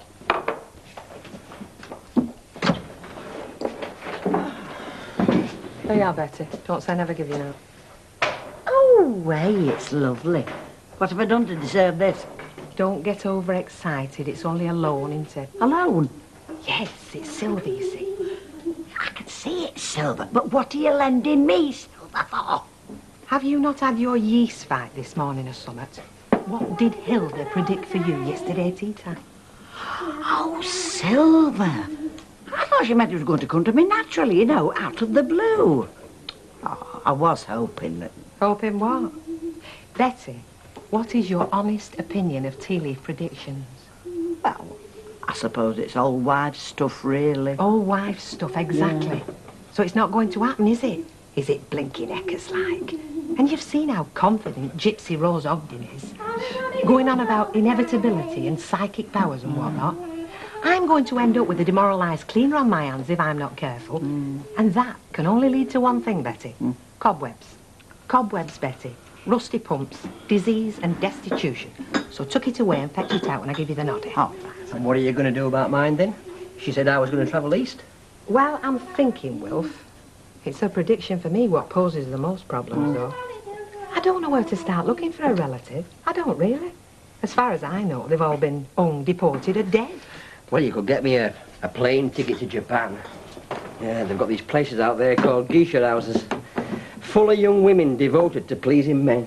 Oh, well. Well, doesn't have to be a return. One way I'll do. I'll pay halves. No, I'll tell you the best indication of whether a couple's sulking or not. Oh, I hope it's one of Ida's theories. No, you have to be compatible at breakfast. I mean, take me and Sid. If he has sweetie puffs, I have sweetie puffs. If he has baked an egg, I have baked an egg. No, even kippers. You've got to be in harmony at breakfast. It sets you up at rest at day. Hey, well, we always go proud boiled eggs in our house. They're easy to aim and they don't leave marks on your wallpaper. Excuse me, Ivy. Oh, hello, sir. I've loaded that consignment for Benskins. Give us livery docket and I'll be off. Right. Right then. Hey, I bet he has a good breakfast. What are you on about? I'm saying I bet your missus sets you off with a good breakfast. She used to, like. But I've been a widower this last 10 years. And that's but look at me. I'm a shadow of my former self. Great. Thanks, love. See you, girls. Ta-ra, ta-ra. There you go, Shirley. That's what you want, an experienced widower. Him, he's old enough to be me grandad. Hey, I bet he can show you around houses. What do you say, Ivy? Hey? I say we all ought to concentrate on his work, otherwise we're going to lose his bonus. Well, we'll be ever so pleased you've managed to get it. Would you order it monthly? Yes, I'll put it down on the list right away. Do you want us to deliver it? Oh, no, because he collects them, you know, and they tend to get a bit ragged shut through letterbox, don't they? That's what I was thinking. All right, we'll just put it on one side for you then. So your husband's a musician, is he? Oh, trombonist, yeah. He very rarely graces us with a tune nowadays, though. Seems content to polish it up occasionally. I always regret not having learned to play the piano, you know. I mean, my grandma wanted me to have hers when my granddad died, because, he'd got a lovely touch. But my father wouldn't have it in the house, couldn't stand noise of any kind. And it was a shame, really, because, well, I showed a lot of promise on the recorder when I was at school. Anyway, by the time I'd got a place of my own, my grandma had it converted into a little glass-fronted display cabinet. Oh, dear. Oh, hello, Mr. Barlow. Raven, Mavis. What can I get for you? Have you got that brown sticky paper for sealing parcels? Oh, I think I came across some in the back this morning. Thanks for saying you'll have a word with Andrea, Mr. Barlow. My pleasure. Giving up school, indeed, little madam. No, she just needs someone to talk a bit of sense to her. And at that age, her parents are the last people you'll listen to, aren't they? I'll do my best. I'm sure you will, and you'll not be disturbed. I'll leave a note saying that we're having our dinner in town. Leave a note? You mean she doesn't know anything about me coming round? Well, you know how they get. If I told her, she'd never have come home. Wouldn't she? Okay, well, I'll see what I can do. We're very grateful. Bye. Bye. Oh, bye. Now, is it just the one you wanted? Yeah. What's wrong? I promised Harry Clayton to have a word with his daughter. She's tried to pack up school after some dismal Mock A results. Well, you're the perfect person again. Well, thanks for your vote of confidence, Mavis, but I must admit, I'm absolutely dreading it. Do you sell beer in this pub or what? What can I get for you, Cherub? Tater and a light ale, please. Coming up. Betty, meat and tater for Hilda. Certainly. Good morning, was it, love? Well, I don't know so much about good. I've done Mr. Baldwin's, and I've done here and given my own place a fair crack of the whip, so I reckon I've earned me dinner. How's your pal, lovey? You. My word, Betty, that's a nice locket. I've not seen that before, have I? Oh, no.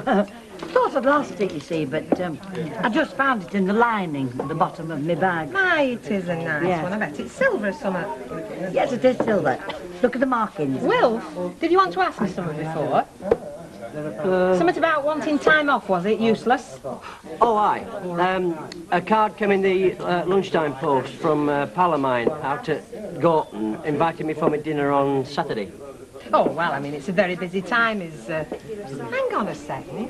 Hilda, didn't you predict that Betty would find something precious? Oh, not predict, no. I saw silver. Just like I saw Wilford be journeying east. Bit of a come down from Japan, eh? Postcard from Gorton. But Gorton's east, is it? Mike, Alf? Gorton? Well, it will be, won't it?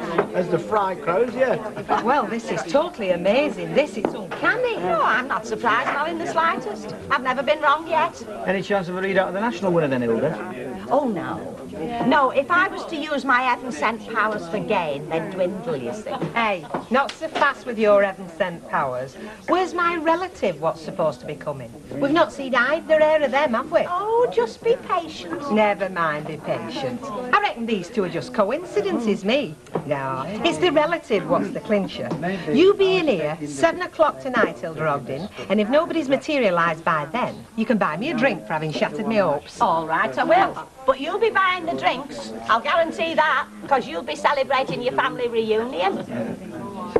Hey, are you sure you know what you're doing? Look, if this relative of yours doesn't arrive soon, she's going to come down to work with a mighty wallop, isn't she? Everything's under control, Betty, love. Oh, excuse. Yeah. And as for you, Wilf, you really should go on the stage. Oh. I mean, why should we have to suffer alone?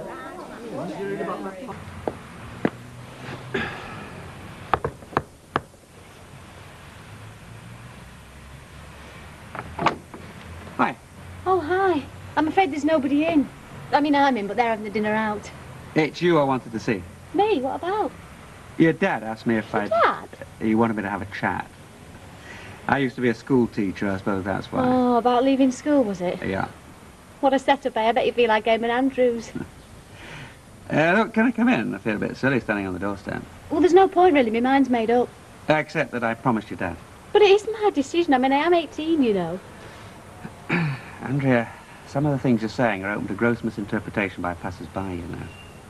Oh, come on in, then. Stupid, aren't they? I mean, they hardly know you. For all they know, you could be a homicidal maniac or something. So could you, for all I know.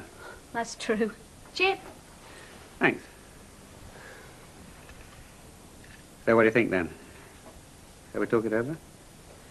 I'll tell you what. I'll tell you why I'm leaving, and you can tell me Mum and Dad and save me the bother.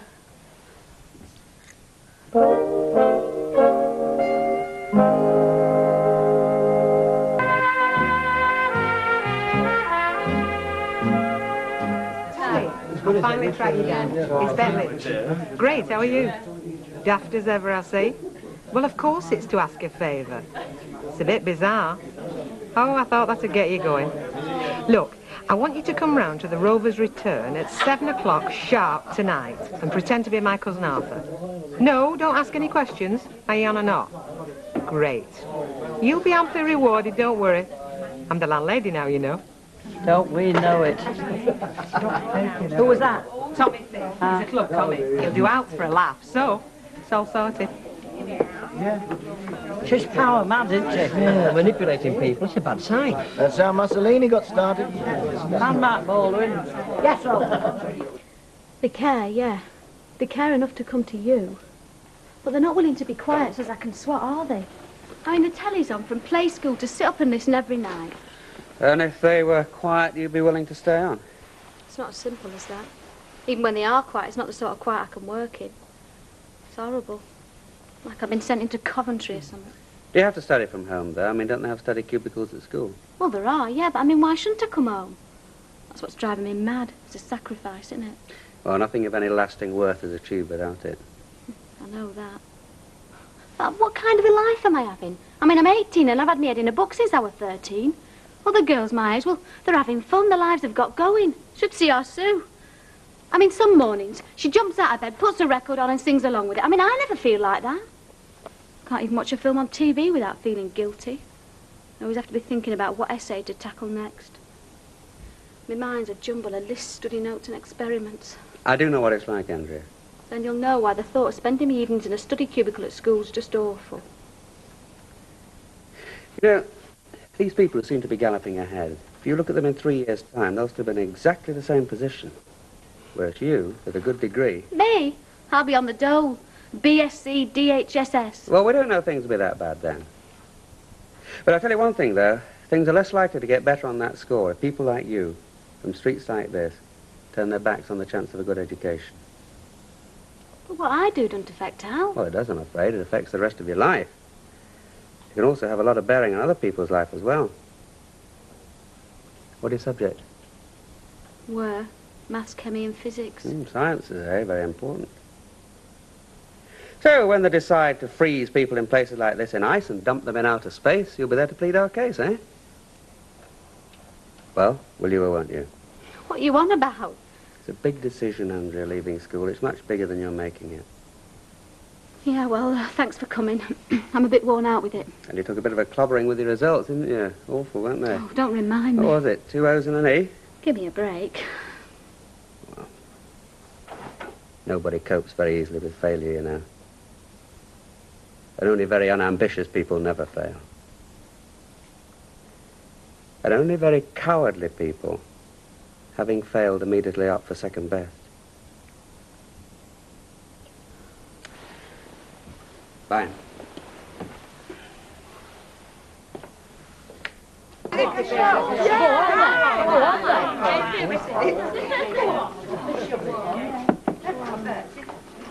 Have they sent you up about the fitting log? Fitted? What's that? I've come up to get my receipt signed. Oh, girls, we've got some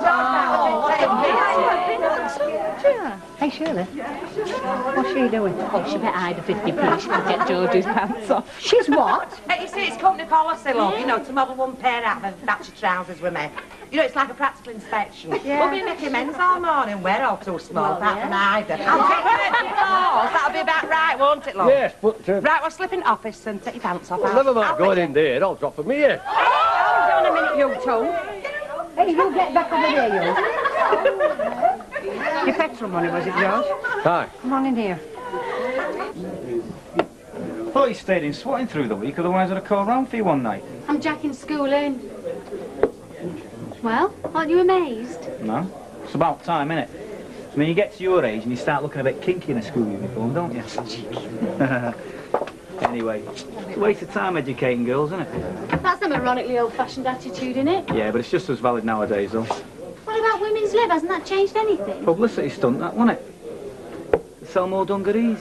Can't get anywhere without education, though, can you? Who wants to get anywhere? What's wrong with round here? Don't you have any ambitions? Yeah, get double top and win this game.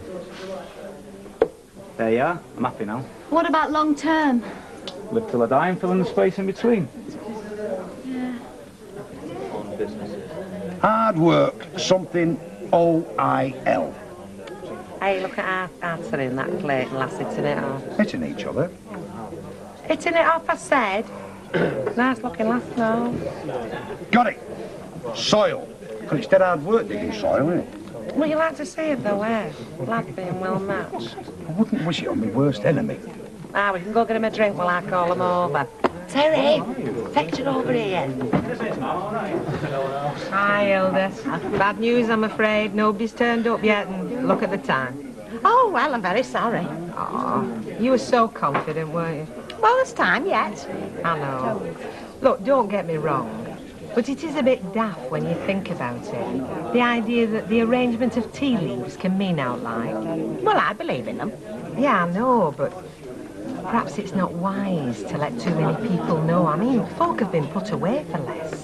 What about me two that come true, then? They must have just been coincidences, love.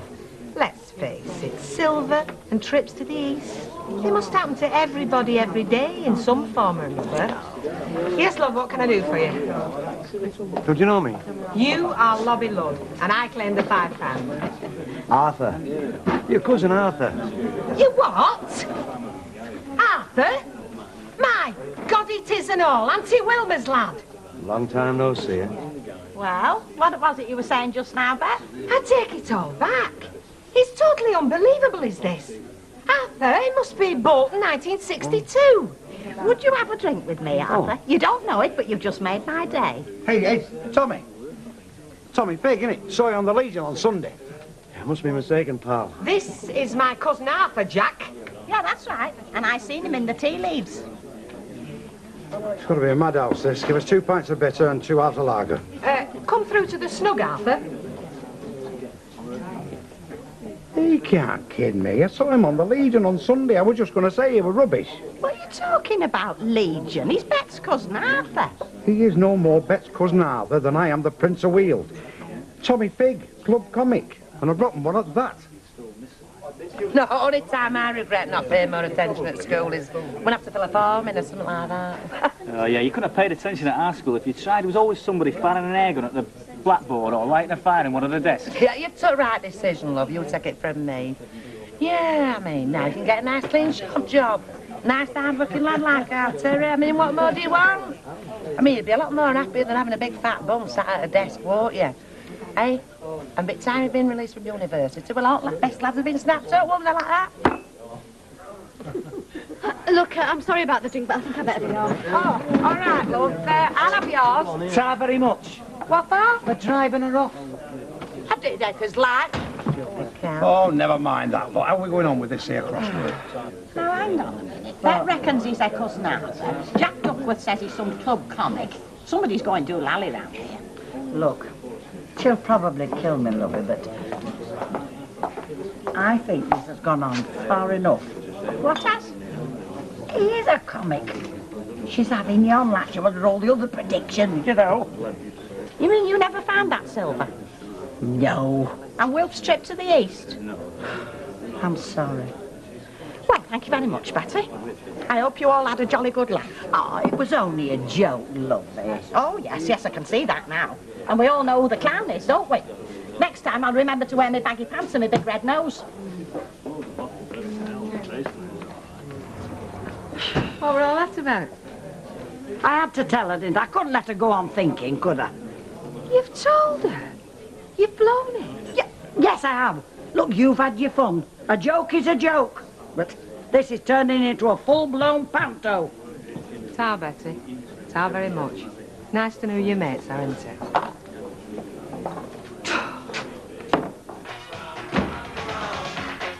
Here she is. Now, don't be funny with her, Harry. I won't be. Hi, Andy. Hi, everybody. Quiet in here, innit? What, are you having a séance or something? Bit funny this one, it, love. Gone down at Rovers. No funnier than yours. We're having our dinner in town. Yeah, we shouldn't even be down at the pub, should you? Why not? I'm old enough. I only had 3 hours anyway. It's quite a lot, love. No, it's not. It is when you're up for school in the morning. Well, did you have a chat with Mr. Barlow at dinner time? A bit, yeah. Well, what do you reckon? I reckon you shouldn't have done it. Sat here like 2 bookends we were. Yeah, but did you help you come to any decision? In a way.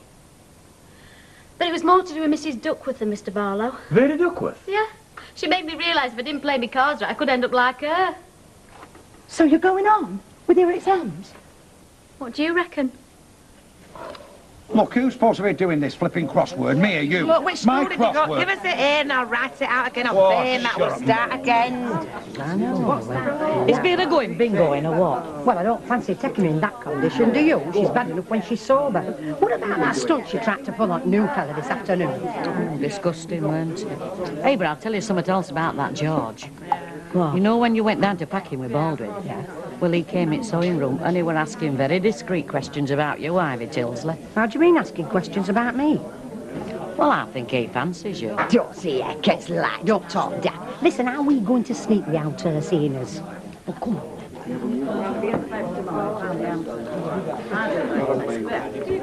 Oh, Betty Lynch. She's behind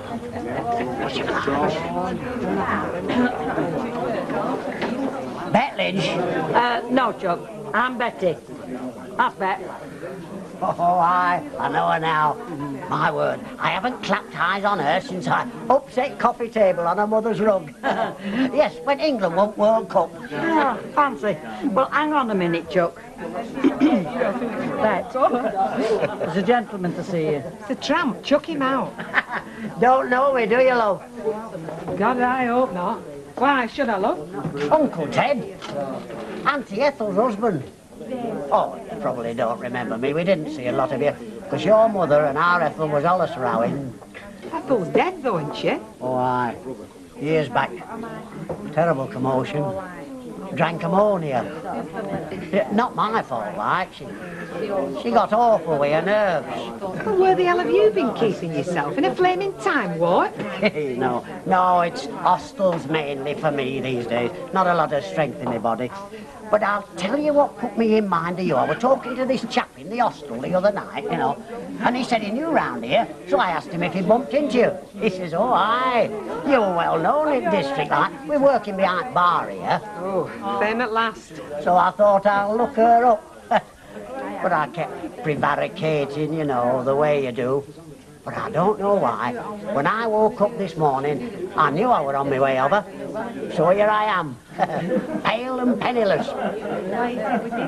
I hope you don't mind. No. Makes me very happy, Uncle Ted. Wonder what it makes Hilda, though. Blooming heck, yeah. I think the less said about that, the better, don't you? For your sake, yeah. Did you say out to you this morning? Did you say something?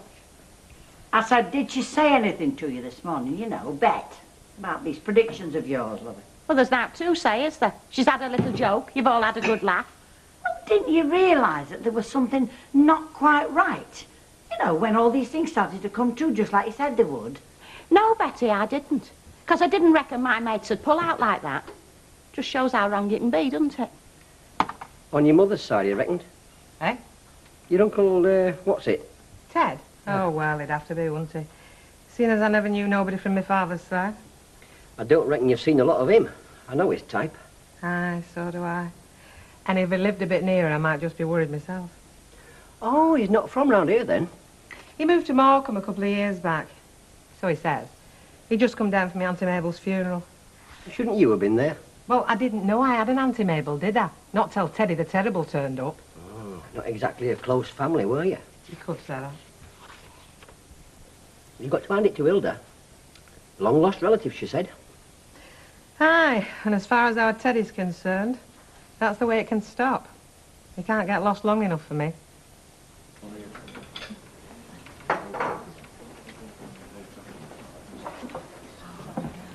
Hey, dreamboat. Hey? Go easy on that table, will you? Rub any harder and you'll be through it. Sorry. It's miles away. Yeah, like the next table. Well, go on. Now's your chance. Hey? To whisper the three little words they've been waiting to hear since they came in. What words? There's the tea.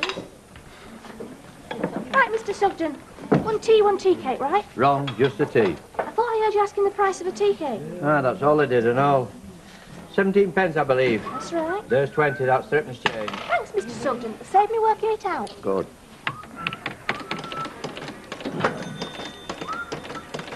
You shouldn't be coming in here pure 11s. There's not a fella like you. You're quite right, I shouldn't know we toasted tea cakes price they are. What you need's a woman in your life to look after your tea and your cakes and all those other little whims and fancies you have at 11 o'clock in the morning. Look, I'll be seeing you. I've got only one thing to do at that centre. Hey, hang on, your change. Keep it, I'll see you. Oh, tar, Mr. Sugden. Hey, I reckon I'm getting through to him. Hey? Well, he's never left us a tip before, has he? Hello, Jim's car. Yeah, she's here. Gail? Who is it? I think she said Mrs. Watkins. Mrs. Watkins from Playgroup. I don't know. Hello? Yeah, this is Tilsley speaking.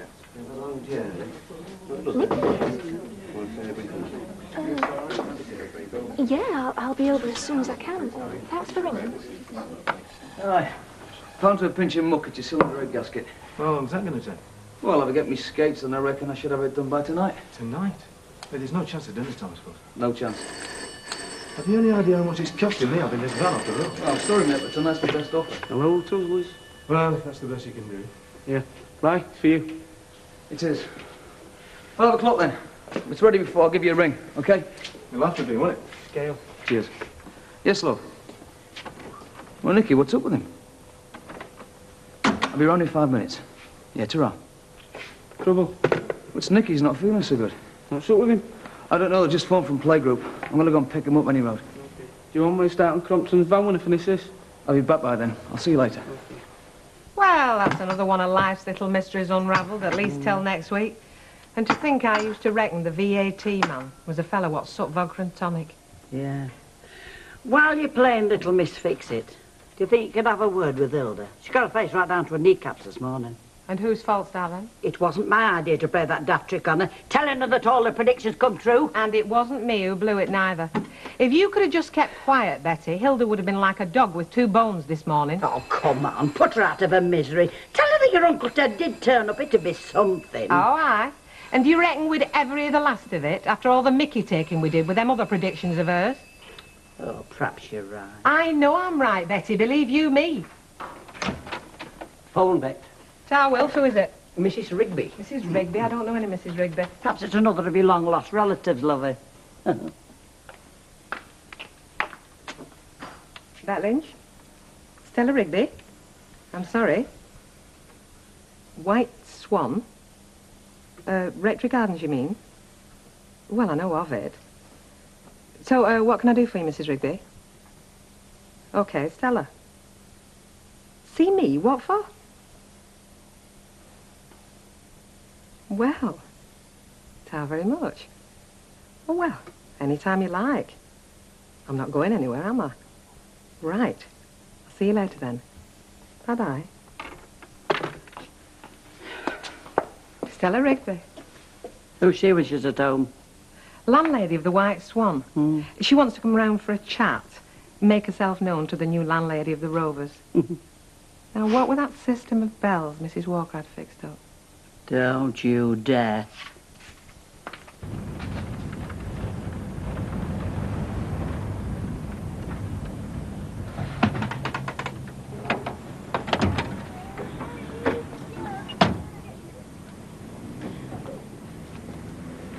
Come on, old lad.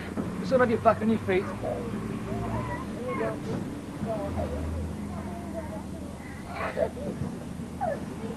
Yeah. Good boy. Come on, son. Here we are.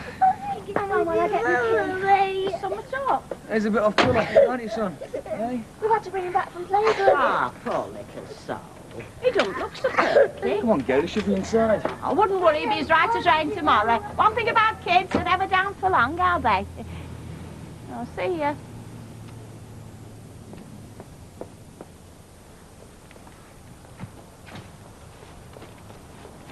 What's up? Yeah, it's young Nicky. Bit off colour, they said. Didn't look too happy with himself. Oh, and them collies fresh. Fresh, Hilda. They've been talking back to me all morning. Oh, now don't you start. There's enough comics round here already. Hey? That lot down the Rovers. Oh, she got over the shock then, did she? Who? Bet. She didn't look too comical when the uncle of hers walked in last night. Uncle? Cousin, you mean? Any road, it wasn't a flipping cousin. It was some third-rate club comic. I'm sorry, Hilda, I'm not quite with you. It was definitely her uncle I saw. Her Uncle Ted. Uncle Ted? Ah, she hadn't clapped eyes on him for years. 20 years or more. Then in he walks, bingo, just like that. Mind you, from the look on her face, if he didn't walk in for another 20 years, it'd be too soon. Uncle Ted, you say? Ah, you must have just missed him. Yeah. Yeah, I must. 20 years, eh? Still, like they say, Alf, better late than never.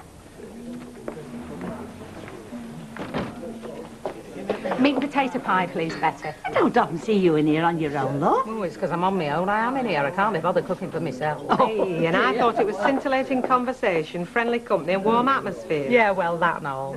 Can I have the brown sauce, Betty? Come on, Ivy, you'll have it flipping down before we've even ordered.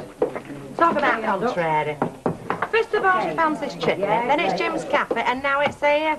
Are you sure you don't fancy a Chinese takeaway? Just get them ordered, will you? I'll have 2 pies and 2 apple lager. Right. I've changed the mind. Happy now? Yeah. I like it. You get nothing, Vera. You went to see where he landed it, weren't you? Talk daft. Well, it seems very funny to me, all this toing and froing. And you just happen to end up in the same place as Mr. Muscles over there. Well, it would to you, wouldn't it? Oh, I hope he's coming over. Listen, if you're asking, it's a lager and I've ordered. I'm sorry, love, I'd like to, but I've got to get off. Are you going? Yes, got to, I'm afraid. Otherwise my lads will be running around any all together come Saturday. Oh, aye, where's this then? I'm off to the laundrette. Laundrette? Get the rugby gear washed. What mothers do them? Yeah, they do. Only Mrs. Tate's turn this week, and guess who's gone down with the flu? So if I don't do them... All of them? That's right. 13 shirts, 13 pairs of shorts, and enough socks to stuff a mattress. Ah, well, it's lucky for you that you come in here then, isn't it? Eh? Well, at times like this we know your friends are, isn't it? You'll do them, Boris. Hey, don't think I've enough fun with them 2 daft beggars of mine at home. No, but I bet I know somebody not a million miles away from here that will do them for you. Okay? Me? Oh, that's very good for you. Well, I couldn't hand you with that lot. Don't be so daft. She don't mind, do you, Ivy? Well, yeah, there you go then. You sure it's no trouble? no, of course it's not. Oh, talk very much. I do appreciate it. To tell you the truth, it weren't just the washing. It was the thought of all that ironing.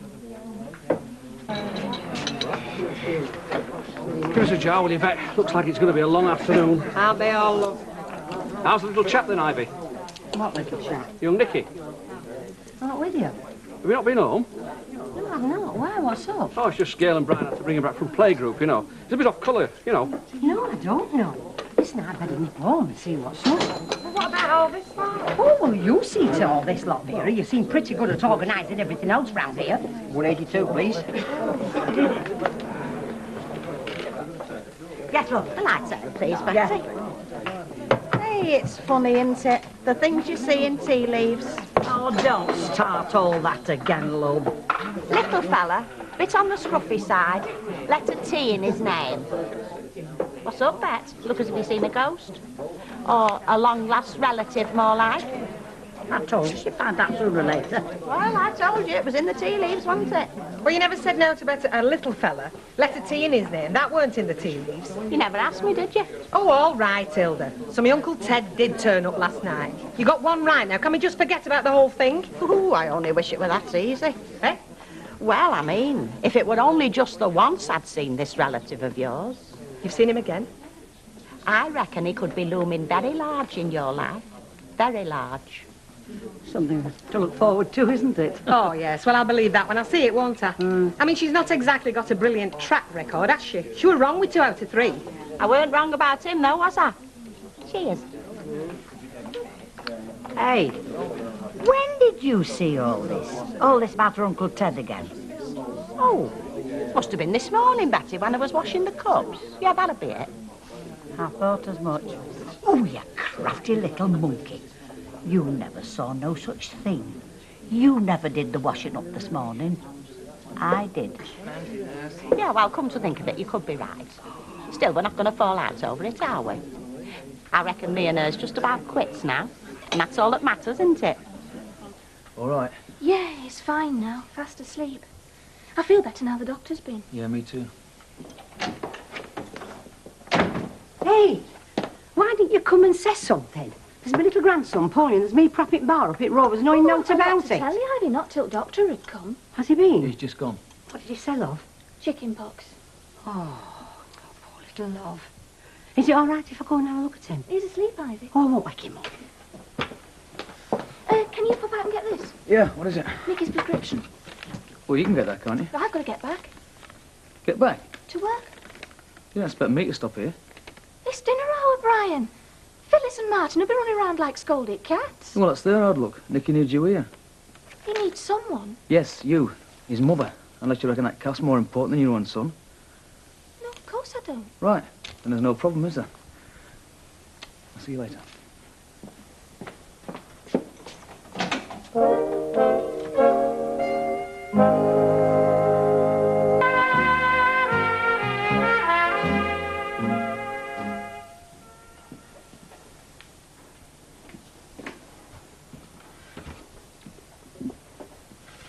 Not much there for your dinner.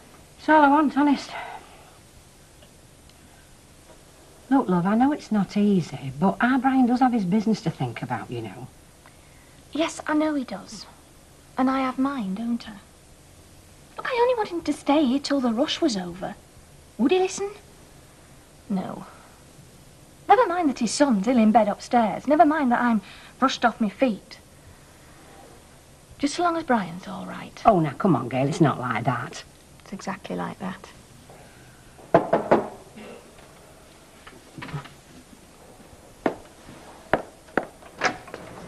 Oh, hello. Hello, love. Hi, love. Hello. I brought rubber kit round, Ivy. Vera said as now was as good a time as any. Yeah. Yeah, right. All right here? Yeah. Anywhere you like, George. How's patient then? He's got chicken pox. Oh, poor little devil. Sooner you than me, kid. Anyway, come on, you. We don't hang around here longer than we have to, do we? You sure it's no trouble now? I can always take it to the laundrette like we're going to, you know. No, it's no trouble, George. Right, then, we'll see you over there, then. I take it your ass will come in. What with work we've got? Listen, if I don't show my face across there, Baldwin will chop me up and have me on a butter. You sure it's no bother now? On? George, you're out. Ta very much. I am grateful. Yeah. See ya. George. Ta-ra. Listen, I can't be much longer myself, love. I tell you what, you go and fetch Nicky's prescription and I'll hang on till you get back. There's a chemist near our Brian's garage. It's open all dinner. Oh, yeah, there is, Yeah. isn't there? Yeah, all right. Thanks, Ivy. All right, love. I'll see you. See you, love. You do a lot of alteration work then, love. Oh, you'd be surprised. Everything from jeans to wedding dresses. I've just finished a wedding dress, as it happens. Second-hand it was, but not a mark on it. All right. Who's getting wed round here, then? And Mrs. Harrison's eldest, Mafeking Terrace. Oh, by the heck. I can remember when getting married in white meant somewhat. Trying to tell us something, Matilda. Well, I wouldn't be in too much of a hurry to put your needle and cotton away if I was you. Because happens you want that wedding dress made into a christening robe before long. In fact, from what I've heard, if she doesn't get a move on, she could be having both services at the same time. Charming. Yes, love. Is Bet around? Yes. Bet. What? A visitor. Stella Rigby. Oh, hello. I wasn't expecting to see you just yet. Oh, if it's inconvenient. No, it isn't that. It's just that with it being dinner time, I thought you would have been busy and all. We are. But I've left everything in capable hands. At least in hands I can trust. Oh, aye? Yes, my husband. At least I hope I can trust him for his sake. Yes. Well, do come through. Oh, I don't mind stopping here for a bit if you're busy. Oh, I think you'll find it's a bit more private through here. After you. Thanks. I shall be in the back if you want me, Elizabeth. Cheeky monkey. Yeah, who's she when she's at home? White Swan, eh? Landlady at White Swan down near church. Do you know her? Oh, only by sight. I've been there with Harry a couple of times. Well, what's she doing here? Well, according to Bet, she just popped round for a chat, you know. She wants to get to know the new lord and master. Just so long as she don't get Bet into her bad habits. Hey? Well, that's the first time I've ever seen her on the right side of a bar. Hi. Kevin, What are you doing here? I've been to collect Nicky's prescription. Somebody had to. Who's looking after him? Your mum said she'd hang on. Well, they'll be getting back then, aren't you? I can't leave the cafe, Brian. Love, if I hear one more word about that It cat... happens to be my responsibility, doesn't it? And I suppose Nicky isn't. Yes, he is. But I think you've forgotten something, Brian. He happens to be your son as well. Remember? And I think it's just about time you woke up to that fact. I'll be back as soon as I can. Gail? I don't know whether I should. Suit yourself. Well, perhaps just a small one. Say when. Well, they hardly hold enough to bat the budget, do they? Cheers again. Cheers.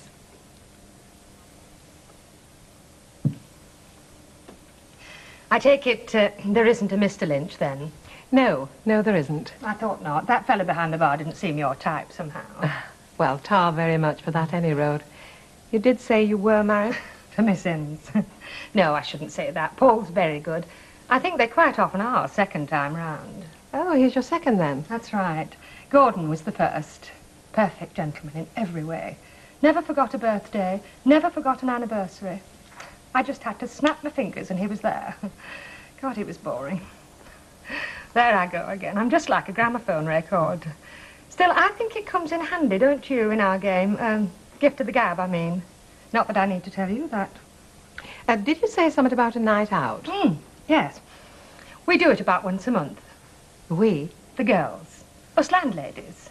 About half a dozen of us, usually. We just have a bit of a get-together. Good old natter. Let our hair down a bit. Nothing naughty, mind. No male strippers are out like that.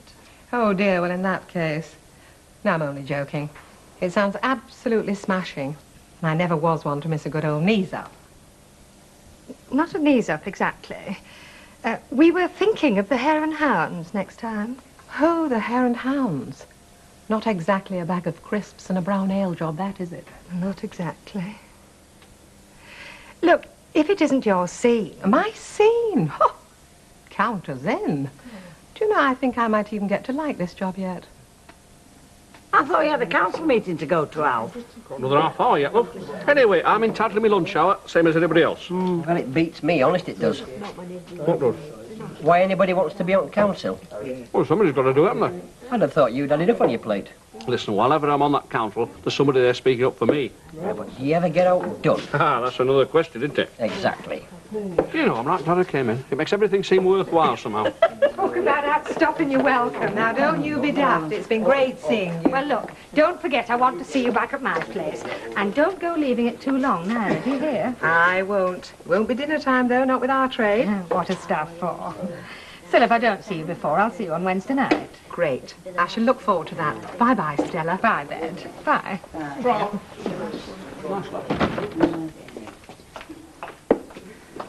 What's happening on Wednesday night? Was it a dark secret? No dark secret, Betty. I'm off out with the girls, aren't I? The girls? Landladies of this parish. We're off to the Hare and Hounds for a slap-up feed. Ah, Gum, you're going up in the world, aren't you? Well, if I don't do it now, I never will, Al. Like the lady said, what's the point of being your own boss if you can't let your corsets out once in a while? I'm sorry, it's like I've told you. Can't do anything for you today. Now bring it round first thing in the morning, boss will have a look at it then. I'm sorry, it's the best I can do. Yeah, he'll give you an estimate of that as well. Okay, cheers. Mr. Crompton. How long's it likely to be? Oh, it's hard to say. Hard to say? We said 5 o'clock. Yeah, no, I'm sorry, but well, it's not going to be today.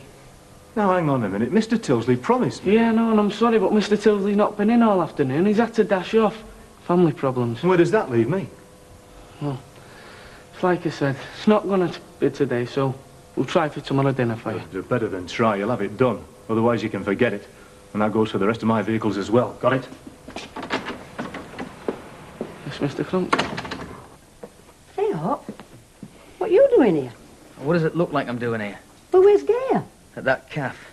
What do you mean she hasn't been back? Have you been here all afternoon, then? I know what she said, on the outside. And she phones up and tells me the lad who's working there's gone home with migraine. Flipping migraine. Lovely, how's Nicky? Oh, he's a lot better to me. He's not so flushed any road. I think I'll just nip up and see him. Hello.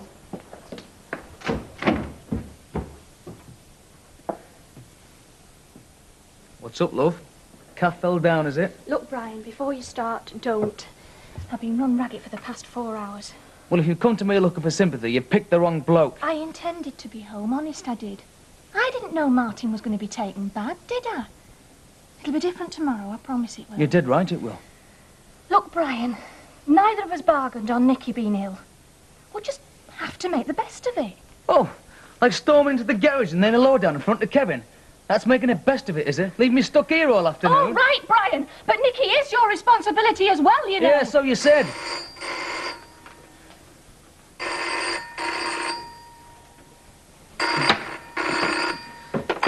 Hello? Yes, he is. It's for you, Kevin. Yes, Kevin. He what? Well, thanks very much. That's all we need. No, mate. It's not you I'm blaming. You can't be in 2 places at once. Listen, thanks for letting me know. I'll see you in the morning. Yes, definitely. Ta-ra. Trouble? He just phoned to tell me the job we promised for tonight's not finished because he had to go and pick some spares up. And now because of that, the servicing contract for old Crompton's vehicles is on the line. Not a bad afternoon's work, is it, Gail? I mean, we really made the best of it, didn't we?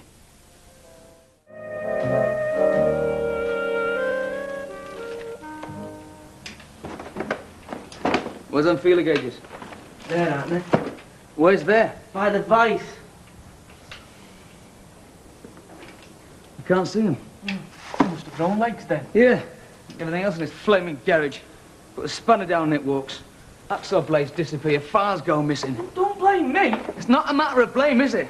I mean, here we are, the rush job, and every tool I want, I've got to search iron law for. Get the law then. Issue a description, one of those identity records. Have you seen this feeler gauge? It's not funny. Who's laughing? I mean, if you want me at your elbow all day, just keeping track of gear. All I want you to do, Kevin, is use your loaf now and then. Oh, charming. I mean, you know the way I'm fixed. You could have easily put a few hours in last night, got that flaming rock box sorted I out. was fixed up, one with a bird out the cake shop. I mean, it cost me a fortune in chocolate eclairs. I'm telling you, Kevin, I'm not happy about this. Look, I phoned you up there. I told you Crompton was on the wall. You should have called round, shouldn't you, instead of giving me off the tail over the blower? Look, I'm only young, I don't want to die. I mean, chicken pox, my age, can be very nasty. Might find a trash falling out. I'll tell you what will be falling out if that's not cracked by dinner time, and that's me and you, son. Oh, come on, give it a rest. I'll be a top done yesterday. It's going to be the same today. Gail laying the law down organising flaming rotors. It's only for a few days, isn't it, that Nick's got to be in quarantine? Surely she can give the calf a miss. Yeah, you try telling Gail that. Oh, I'll put my foot down with a firm hand. Oh, for Pete's sake, I asked for the feeler gauge and all I get is a comedy routine. OK, all right. You need me mechanical brilliance. But you reckon not the floor show? Got it in one. Anyway, have you checked your pockets? No, it was in my pockets. I'm not daft. Workbook. Screwdriver.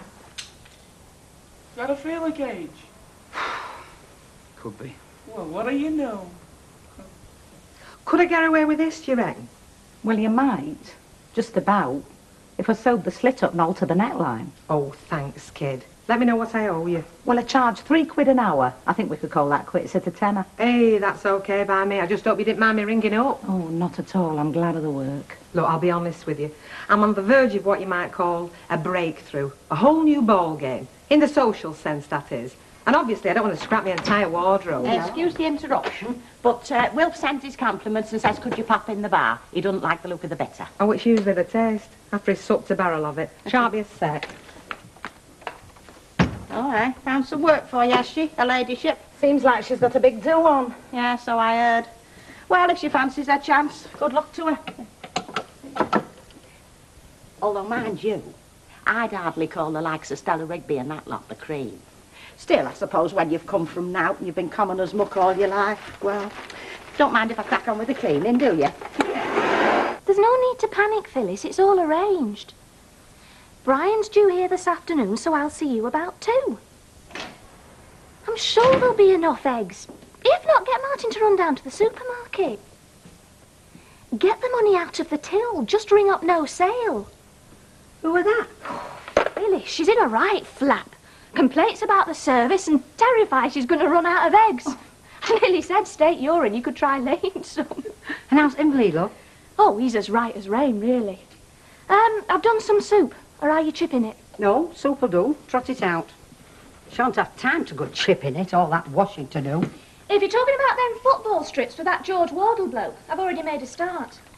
Hey, you're only the world's champion daughter-in-law, what are you? Well, all I did was put them in the washer. They'll still need pressing. Oh, I'll get iron out after we've sided. That's unless you fancy getting your hand in. Hey?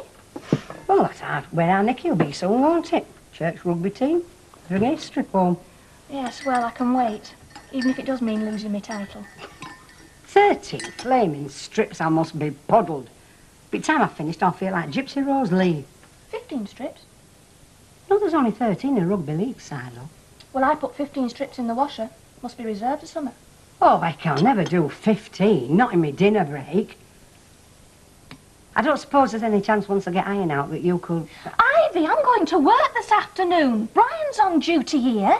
It's more than my job's worth not to show my face down that cafe. All right, don't blow your top. I'm sorry I spoke.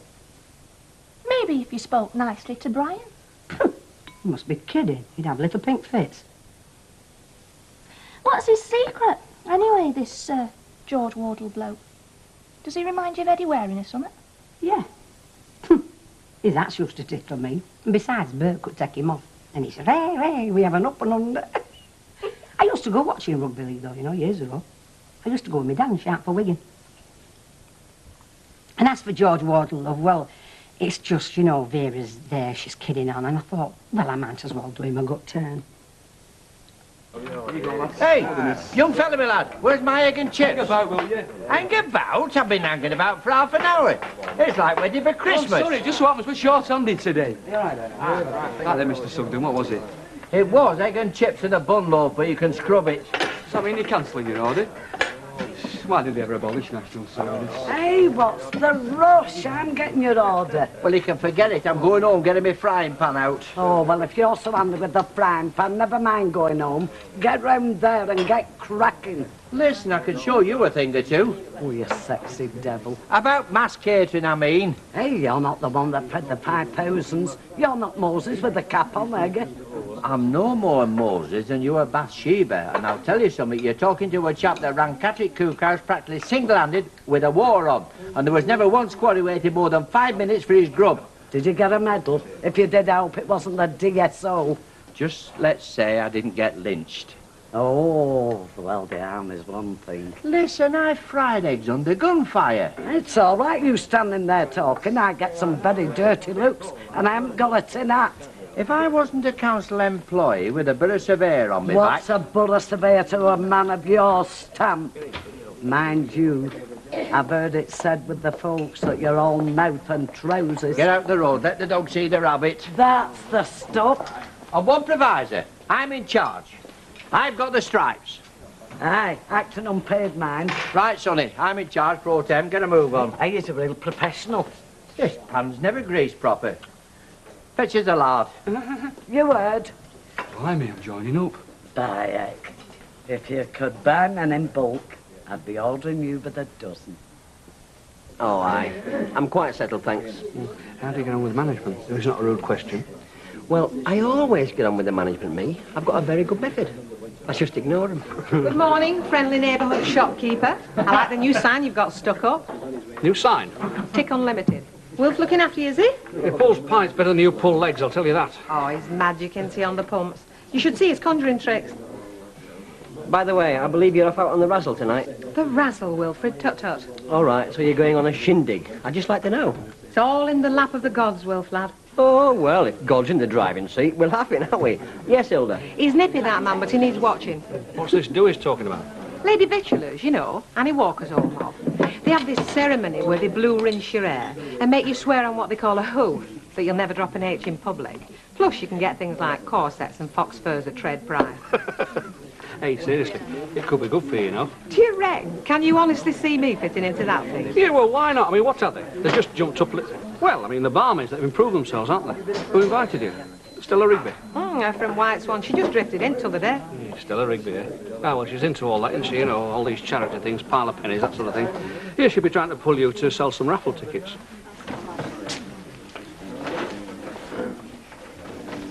I hope I'm not intruding. Not at all, no. Only I just felt like taking the weight off my feet, so I thought if that chair was going spare... Oh, feel free. As long as you're not saving it for nobody. No. Oh, well, I just thought you might be waiting for a lady friend. No such luck. Oh. And how are you getting on across the road, then? Don't mind me asking, only the gentleman who used to lodge with me, he met a lot of hostility. I've not had any problems. In fact, one lady, Ivy Tilsley, doing some washing for me. Well, you do surprise me. Ivy Tilsley taking in washing. Well, I suppose needs must. Yeah, well, it's not quite like that. Pardon me changing the subject, but are you tired of life, Mrs. Ogden? Eh? Are you, like, attracted to the idea of suicide? Well, I don't think so much of the widow's pension, but... Well, I don't want to upset you, but there's a national drive on this week. A suicide drive? Are the gas board not making enough? A national drive against smoking. And today has been designated as a no-smoking day. Oh, I'll best get home and sweep the chimney, then. Oh. I don't think the captain's going ashore, after all, from the way she's talking. She keeps telling me she got nothing to wear. What's the betting she's off down the shops any minute now? It's funny, isn't it, when somebody's your boss, you know. I mean, no matter how pally you've been, you're always glad to see the back of them for an hour or two. I reckon just being Queen Bee round here gives her a buzz. Yeah, perhaps you're right. Still, if she's never going to take a night off, we banjacks, don't we? Are we?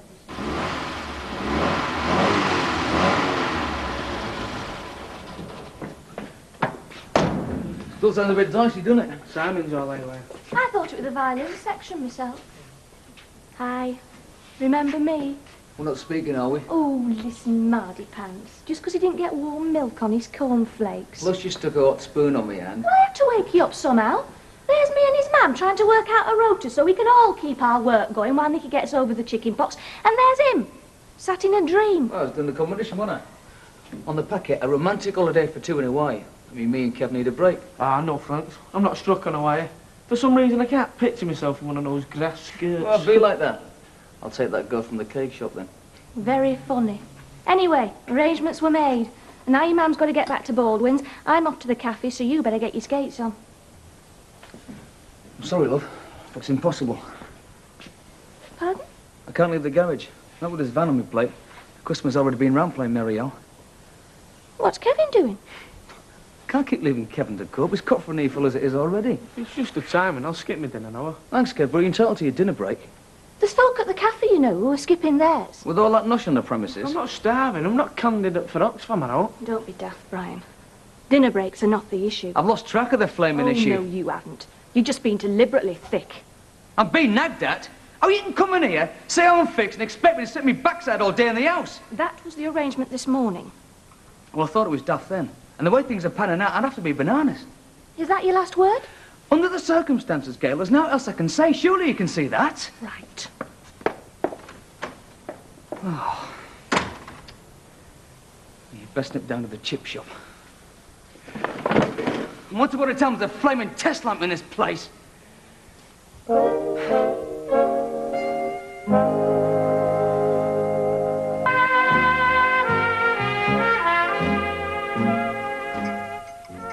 creases? Doing them down front. From the outside, you daft devil. Don't talk daft. Well, I'm sure that's where Bobby Moore had his. Get off. They wear suits now, anyway. No, I'm on about when we play at Jerry's. Oh, yeah? What we all sent her off? How Jack used to play, you know. Oh, I were like lightning. They never knew which way we were going to run. Well, they wouldn't if he had his creases down side, would they? Do you know, I think I'll start doing that with his trousers. Might start running sideways, straight under a bus. Oh. Look, I don't want to play gaffer like, but are you doing this full time? We've got 10 minutes yet. Oh, more like 5. Well, look, I can't go till our Brian turns up. I mean, Nicky's asleep, but I don't leave him. Oh, well, I'd better be going. Oh, hang on a minute, this could be him. Hey, up. What are you doing back? Brian's busy. Right, I'll be nipping across and I'll see you over there, lover. Yeah. Ta-ra. You can leave the iron, right? He's got some important job or other. Still, I suppose at end of day, love. At the end of the day, a woman's place is in the home. Look, Nicky's upstairs. He's still asleep, I think. OK. Have you called in at cafe? No, perfectly honest, I daren't show me face. Well, I reckon they'll cope, love. Mrs. Pierce, a pensioner or a bit of a kid. I can't go on, Ivy. I mean, if Elmer Sedgwick finds out, that's curtains. Still, if our Brian's pushed, love. Look, I just wish I could set a unit down there in our old fort. It's not your problem, Ivy. I should still ring 'em, though. I haven't got the courage. Hey? No, I'll just have to sit here, cross my fingers, and hope they don't set the chip pan on fire or something. Oh, come on, that Phyllis is no fool. I bet you'll go back tomorrow or whenever and you'll find she's done a bomb. I'll see you later, love.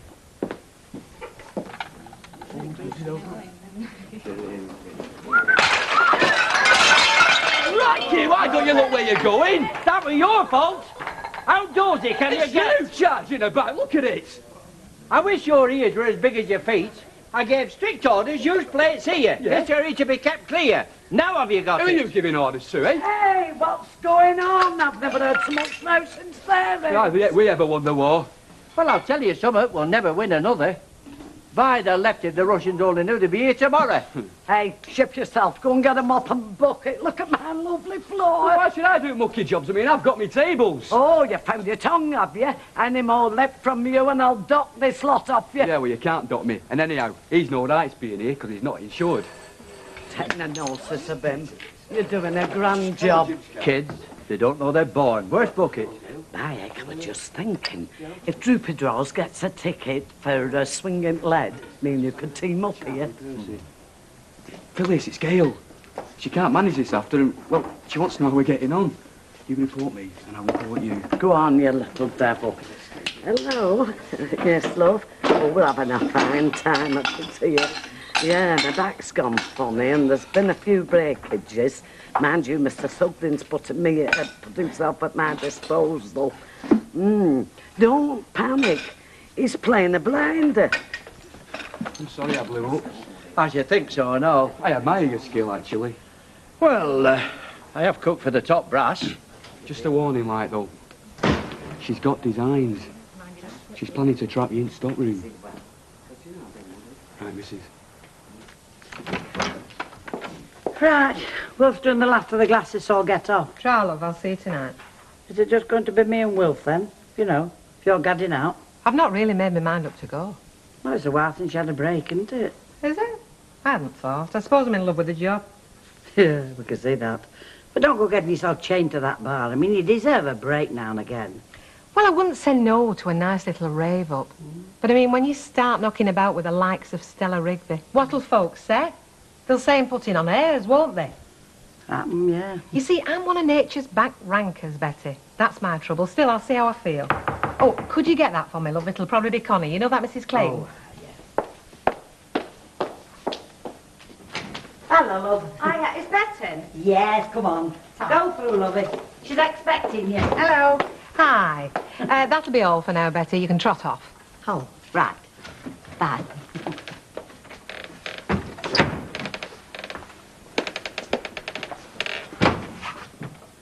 I heard the door. Her Royal Highness has a visitor. You can trot off now, Betty. That'll be all, Betty. No. Well, kid, thanks a bundle. Looks great. I'm glad you like it. Cop for that envelope, the one with your name on it. It's the sum you mentioned, plus a little bit over the odds. Oh, Ta. By the way, if your mates show any interest, don't be shy in mentioning my name. Are you kidding? I shall tell them this was a little number I had run up by Chaparelli, won't I? See you. So. Oh, should have gone home now. It was down to something on the box. Afternoon. How do? Oh, quite the little hive of activity. Look, if it's your van you're after, we'll slip this something and get the doors out. No, don't disturb yourself. I can wait. Do you want a brew? Oh, if there's a spare cup, huh? I thought you were in a rush. Well, yesterday I was. I mean, to be honest, I was a bit annoyed. But anyhow, I managed. I'm glad to hear it. Thing is, I had to hire one, which cost me. And you did promise. So as long as you can let us have a bit of a discount, right? Discount? You must be joking. Kevin, get Mr. Crumpney's bill, will you? To be quite honest, mate, I'm losing money on your work. The next best thing for that is a scrapyard. Well, you did the MOT, sunshine. Let me tell you something, pal. If you think you can find somewhere else, then take your ropey old vans with you and let them have the headaches. Oh, I see. You've let me down, and now I'm going to get caned into the bargain. Caned? Where are you going for your holidays this year? I thought I might give Spain another chance. Well, good luck to you, because I'll be lucky if I get to flaming Cleethorpes. All right, keep your shirt on. We both said a piece. Let's just settle up and forget it. Fine. Well, Kev will look after you. I'm off home. What's happening? He's got a few domestic problems. Come to Cleethorpes touching our house, and I'd have problems. When he wants to watch his temper. Well, I'm easy going, but some blokes start dishing out stick like that. That's the last you'd see of their business. Check, okay? Yeah. Well, what? Give better whistle. We've got Faggot Lilin. Oh. Good evening, Mrs. Rigby. That won't be a minute. I've sent Will for her. Anything you fancy while you're waiting? No, thanks. I've got a taxi outside. Oh. Hi, Cock. Have you got a pint, or isn't the time? Not really. Oh, one thing. Will I need my opera glasses, or are they in with the ticket? I've booked a table for 6 at the Hare and Hounds, but if you feel you need your opera glasses... Oh, I never go nowhere without them. Wilfred, would you fetch me my opera glasses? Hey, Madam Butterfly. We're going halves on this taxi, you know. How do I look? To be quite honest, lovey, I think you're letting the side down. I mean, they'll be thinking that we're all posh down here. You're not even wearing your lavatory earrings. Am I not? Drat, I did feel a bit naked. Go on, enjoy yourself. You look a treat, lovey. Look, I'll give you a buzz about half-time, unless I've been sent off for bringing the trade into disrepute. Oh, cool. Thank the Lord for that. Thought we were never going to get shut.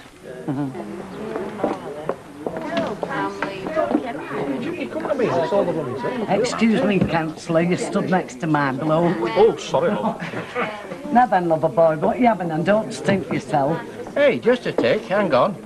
What's all this my bloke nonsense? Oh, don't he look lovely when he blushes? Irresistible. The woman's balmy. Hey, listen, I've heard about you over at that cafe with your sleeves rolled up, stuck in that sink, and your post at the centre deserted while you look after this damsel in distress. I can't stand here listening to rubbish.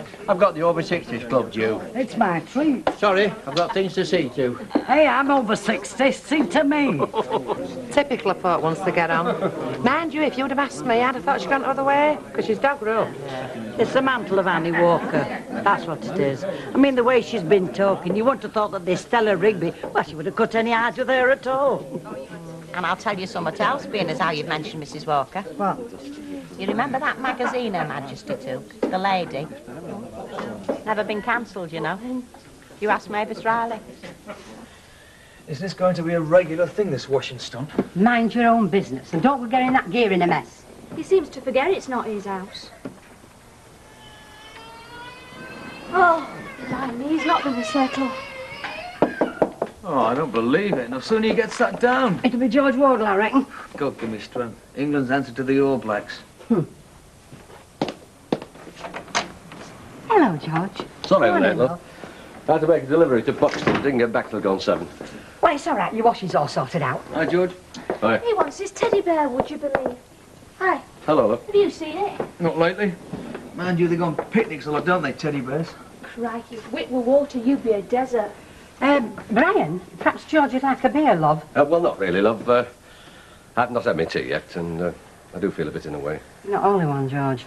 Well, ta very much. You've done me a right good turn, love. Oh, you were no trouble. Yeah, there's a lot, isn't there? Right. I was just thinking, like, as a sort of thank you, take you out for a drink one of these nights. Yeah, why not? Yeah, perhaps we could go for a run out. Well, we'll see, eh? See Are you going to get up off your backside and look for this teddy bear or what? Don't start. Is it like this every night? If you were sat on it. Well, no, George, it's not really. What else can I sit on? Try your head. Well, some would not wear it, you know, Don't talk down in their own I know house. I'm talking about the teddy Good bear. night, Go love. down the woods today. And for Pete's sake, Gail, will you stop giving me a rough time? There's no way I can Oh, it's you, isn't it? Pity you weren't as quiet as this last night. Heaven knows what he must have thought of you. I thought he was one of the family. With me his dirty washing round. Unless that sock you told with me, Brian, you're not too old to feel the back of my hand. Aren't I? Well, I'm a damn sight too old to stand by and watch amusing you. You got enough of that with this one, haven't you? Look after Nick every 5 I'm minutes. not this one. I'm your wife. Then act like it and look after your son. Oh, you see, that's what all this is about. If he'd take his fair share of the responsibility, there'd be none of this. You're not living in Victorian times, you know. You're not the master of the house. You're a partner. And when you're a partner, I'll tell you what I am. I'm the fella that's running the business that's keeping this family together. Oh, no, you're not. I do my whack. You could get the push any day, you. Yeah, I will do the way I'm going on. And enough of this stuff about Victorian times, eh? It was my dad that always told me a man's responsibility is to look after his family. And I can't do that when I'm babysitting. Oh, now, come on. There's no need for all this. Little Nicky will be better soon, bless him. Until he is, she looks after him. Try and knock it into her head, will you? Wouldn't be the end of the world if she did lose a piddling job. But we'd be in a right mess if my garage went up the spout. He's got a right hold on him this morning, hasn't he? You just can't see it, can he? You just can't see it's worse for me. He's only got himself to answer to. I've got other folk, and that makes it worse for me, but try and get him to see I know it's difficult. You never wanted me to have this job in the first place. No, well... No, well, neither did you. Hey, now, come on, Gail. We got complaints about the service. The sandwiches aren't ready for folk when they come in. We've had to cut back on the menu. You can't expect Phyllis and Martin to cope with a daily special on top of everything else, and I'm the one who has to do all the answering. I can just hear Alma Sedgwick. But why do you let it get like this, Gail?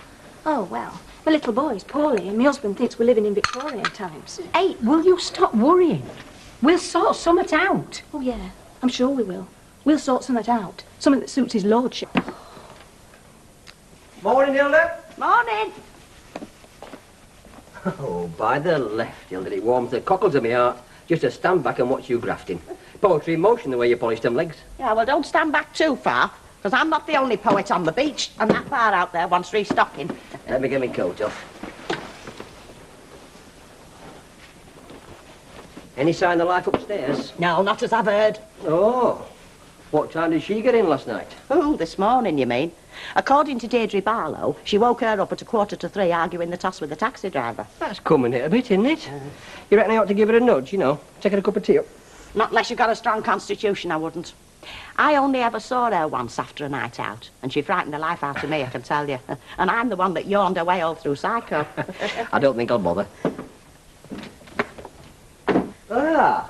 Oh, here we go. Hilda, something to see you. Go on through. Oh. You didn't come across a wallet in a snug, did you, Hilda? Who What? said you cleaned up in there? Wallet? No. Flipping it, where is it? Here. See that you're a good lad. Hilda, you've saved me life. I never had that much money to chuck around when I was your age. Here. What's that for? Well, you found me wallet, didn't you? I only picked it up off the floor. And you give it me back. Most people, I put it in a pocket and I said no. Yeah, well, I'm not most people, am I? As far as I'm concerned, there's naught special about being honest.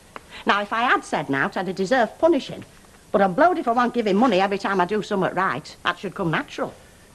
Yeah, not these days, Hilda. No, well, I suppose you're right. Oh, it's the times you're brought up in, you know. I mean, there's all these so-called famous people on the telly bragging about how they used to pinch things when they was kids and laughing over it. Yeah. If I'd pinched so much as a toffee when I was a little girl, I'd have got the hiding of my life. Well, thanks for the lecture, Hilda, but I only come for my wallet. Oh, count yourself lucky then. You've had both for the price of one. Listen, are you sure you won't? OK, I'll buy you a drink tonight, all right?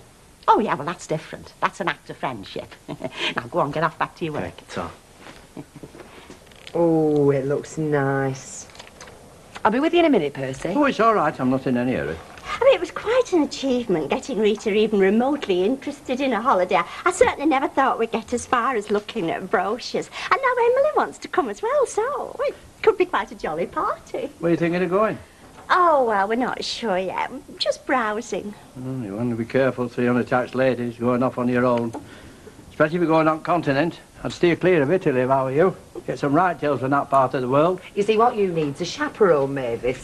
Percy'll go with you, won't you, Percy? Well, I've been thinking of having holidays, as a matter of fact, and I would be going on my own.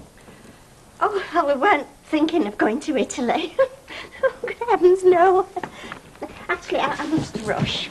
Bye. Bye, Mavis. These single young ladies who won't be told, will they? Very vulnerable they are, you know, especially in foreign climes.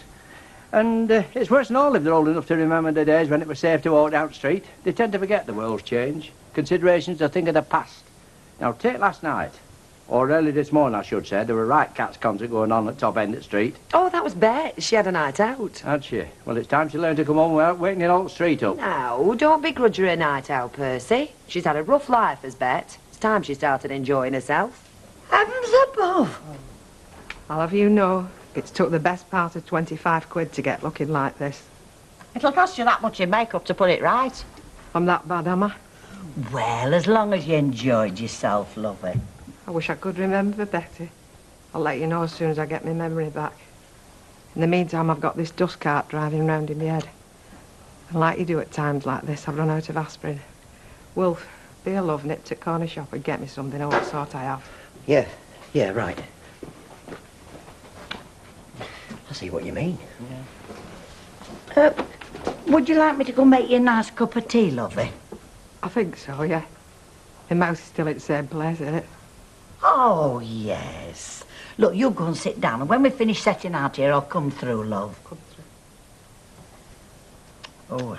Oh, I ask you, is it worth it? Well, it can't be, can it? I mean, not if you end up looking like that.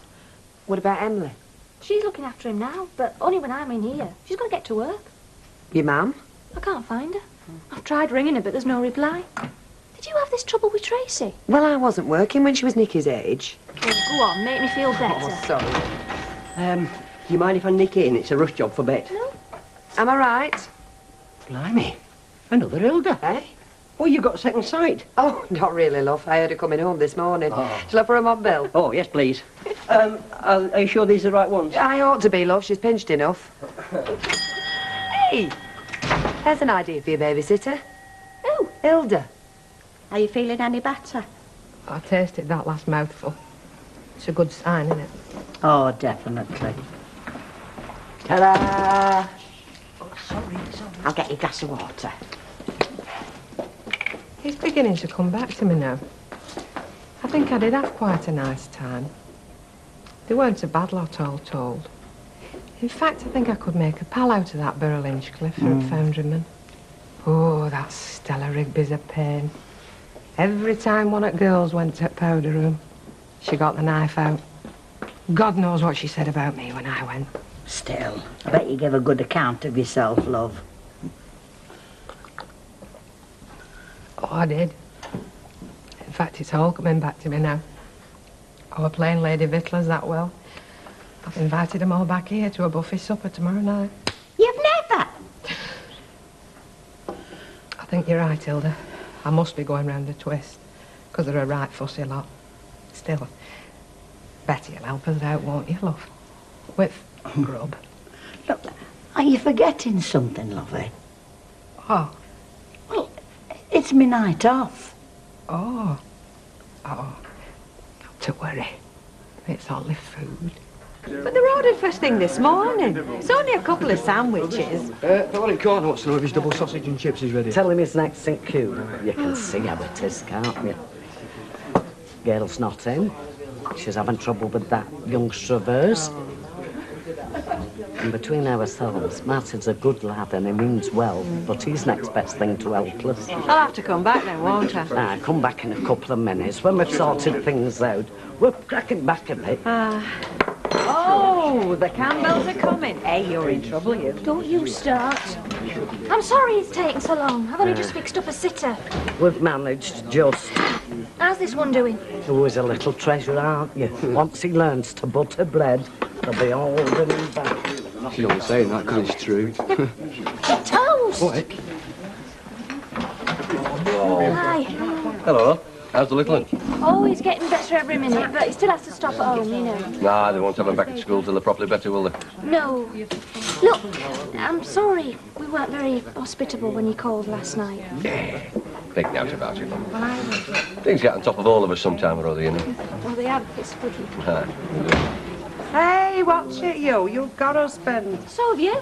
I know, but I can forget about mine. You can't. I wouldn't bet on it. I see you. Hope so, love. You don't have to worry about her, you know. It's, How do you mean? well, next time you call on Ivy, doing a bit of courting like, it'll be Brian that'll put shutters up. I know, you're only just good friends. Look, it's just a word of warning. Me being Ivy's best mate and all, I know all the ins and outs. And the last time she had a fellow, well, Brian showed him door. He is a son. He's just being protective. Yeah, well, he takes it too far. Listen, you'll take a tip from me, kid. Last time she had a fellow, well, I say she had, he only took her to bingo a couple of times. And to hear Brian talk, you'd think he were after family fortunes. No, listen, you want to give him a good hiding, show him what boss is, and you're well aware. She thinks a lot of you, you know. Vera, tea's up. Right, see you. Well,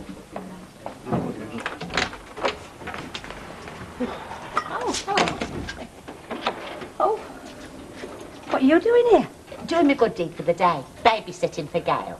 Well, she come round and asked me if I would, so naturally I said I'd be only too willing. Oh, I see. Is everything all right?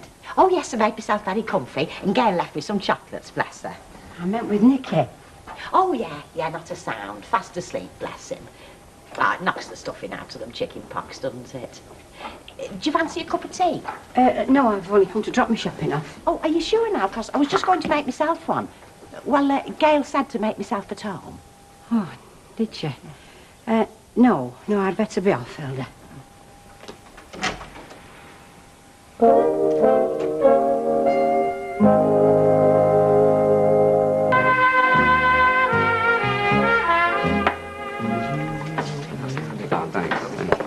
Gail, would you mind if I had a brief word with this lad of yours? I'm thinking of doing a piece about local school leavers and the jobs this day. He did come here straight from school, didn't he? I think so, yeah. No, I don't mind. I'll send him over. What's his name? Martin Platt. Yeah? Hey, I believe you want to work with me. Yeah, if you spare a minute, sit down. Get down. Cheers. I'm Ken Barlow from the Weatherfield Recorder. Yeah, You don't mind if I ask you a few questions, do you? No. Oh, good. Told this is your first job? Yeah, this is my first job since I left school. And that was last summer? Yeah, I was on the dole for about 5 months. Long time. Yeah. Well, there was nothing doing around here. I went after a couple of jobs, you know, got interviews and that, but there was no doing it. One thing interests me, though. When you saw this job advertised, and don't tell anybody I asked you this, otherwise I think I'm sexist, but didn't you think they might be after a girl? Oh. Yeah, I suppose. They didn't stop you? Well, it don't matter nowadays, does it? I mean, I've got a cousin in Preston. She's a girl and she's got a job bricking. And you don't mind? Oh, no, not really. I think she'd be better at my job and I'd be better at hers, but, well, that's the way it goes, isn't it? Yeah, that's the way it goes. No, I'm not grumbling, though. I was on my top most of the time when I was on dole. Spent most of the day mooching about like and well. It's different here. I'm meeting people and something's happening all the time. Well, it's gone after all night, isn't it? Oh, that's right, yeah. Gail? Can I have a word? Whatever were you thinking of bringing Hilda Ogden into our house? What was that, what? Hilda Ogden? I've just called round at home and she's sat there sprawled all on her settee, behaving as if the place is her own. I mean, what did you get her for? There were nobody else. I tried everybody. She's all right. Look, don't get me wrong, Gail. I mean, I know she'll not pinch out, but cracky, you've lived round here long enough to know her. She'll go through every drawer in that house. She won't. Well, you're not thinking of making a regular thing having her in, are you? No, it's just for today. Nicky'll be back at playgroup any time now. He won't be ready for another 3 or 4 days at least, and well, you know it. Anyway, well, I don't want her in again. I mean, she can stop for today and then that's it. I don't want to have to remind you, Gail, but it is my house, you know. Don't you worry. I'm well aware of whose house it is. Are you all right, love? Phyllis, have you still got your mind set on getting married? Oh, if the right man came along and asked me. You must be flaming mad.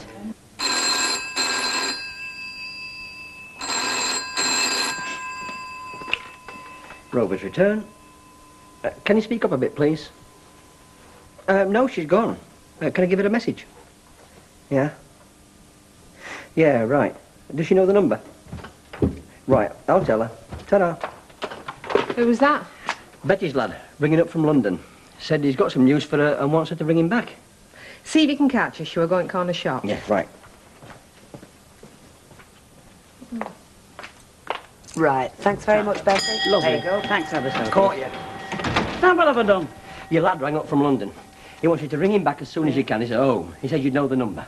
What did he want? Did he say? No. Well, I asked him, but he said he'd rather tell you himself. Ooh, I don't like the sound of that. Look, ring him from here. Oh, no, it's London. Go on, Alf. Won't mind once in a while. Oh, lovely. Thanks ever so much.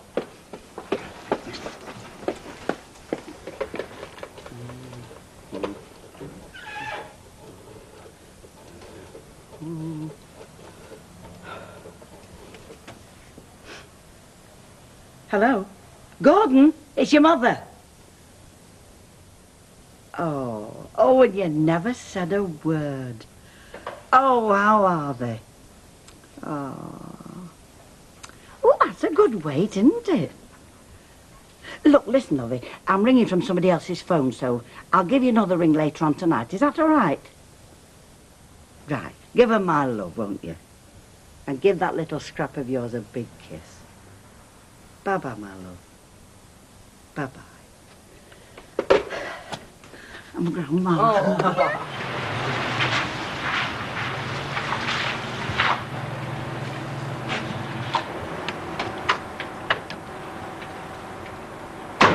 Hello there.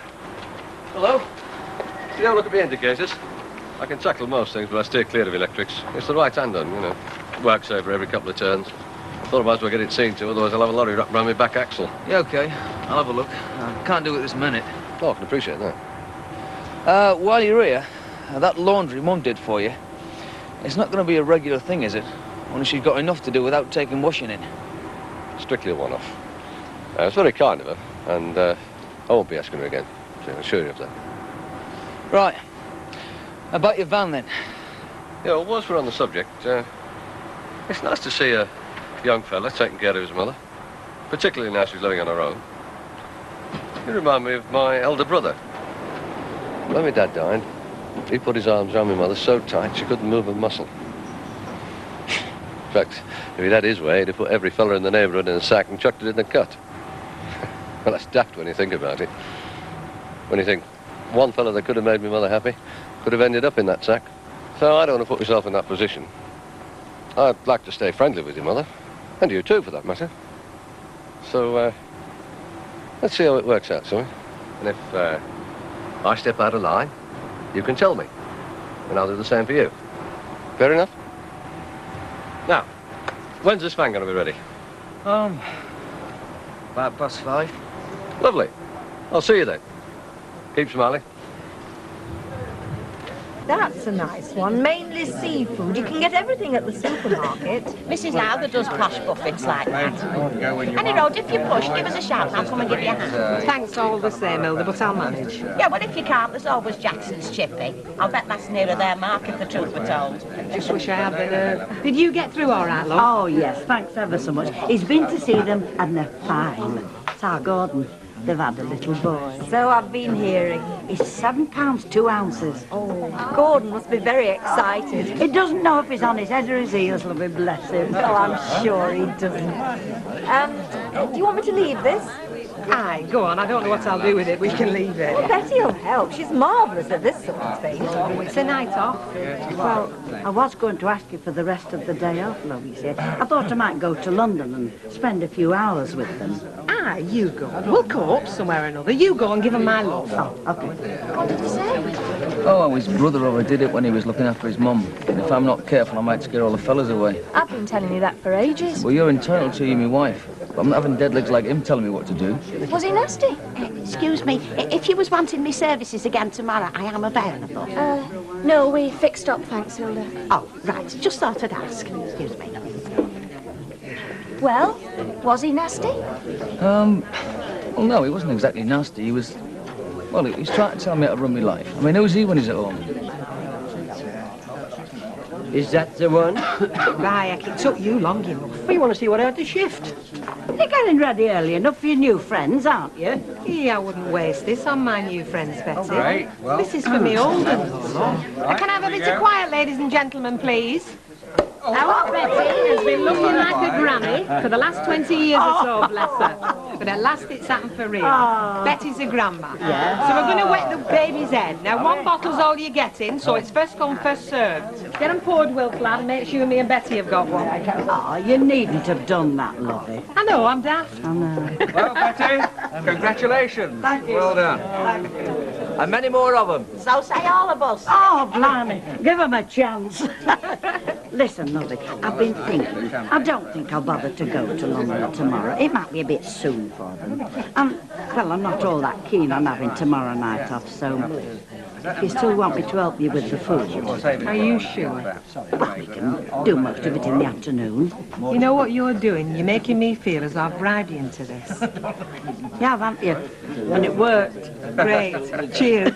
Cheers. Cheers, Betty. Cheers. Cheers. Well, where can they be? There's not Skidmint Rovers. Stop minding, Vera. We've 10 minutes yet. They're entitled to half an hour out. I mean, they'll be sat in all night. Well, they will be sitting in with their own kid. Will you stop it? We'll get there for the first full house. Did Ida settle about sweeping out Grand National? She's not running it, and I'm not either before you start asking. And I'm not either. Not after last year. I'm not going to be accused of cheating. All right, nobody's running it. We'll not bother having one. What's that?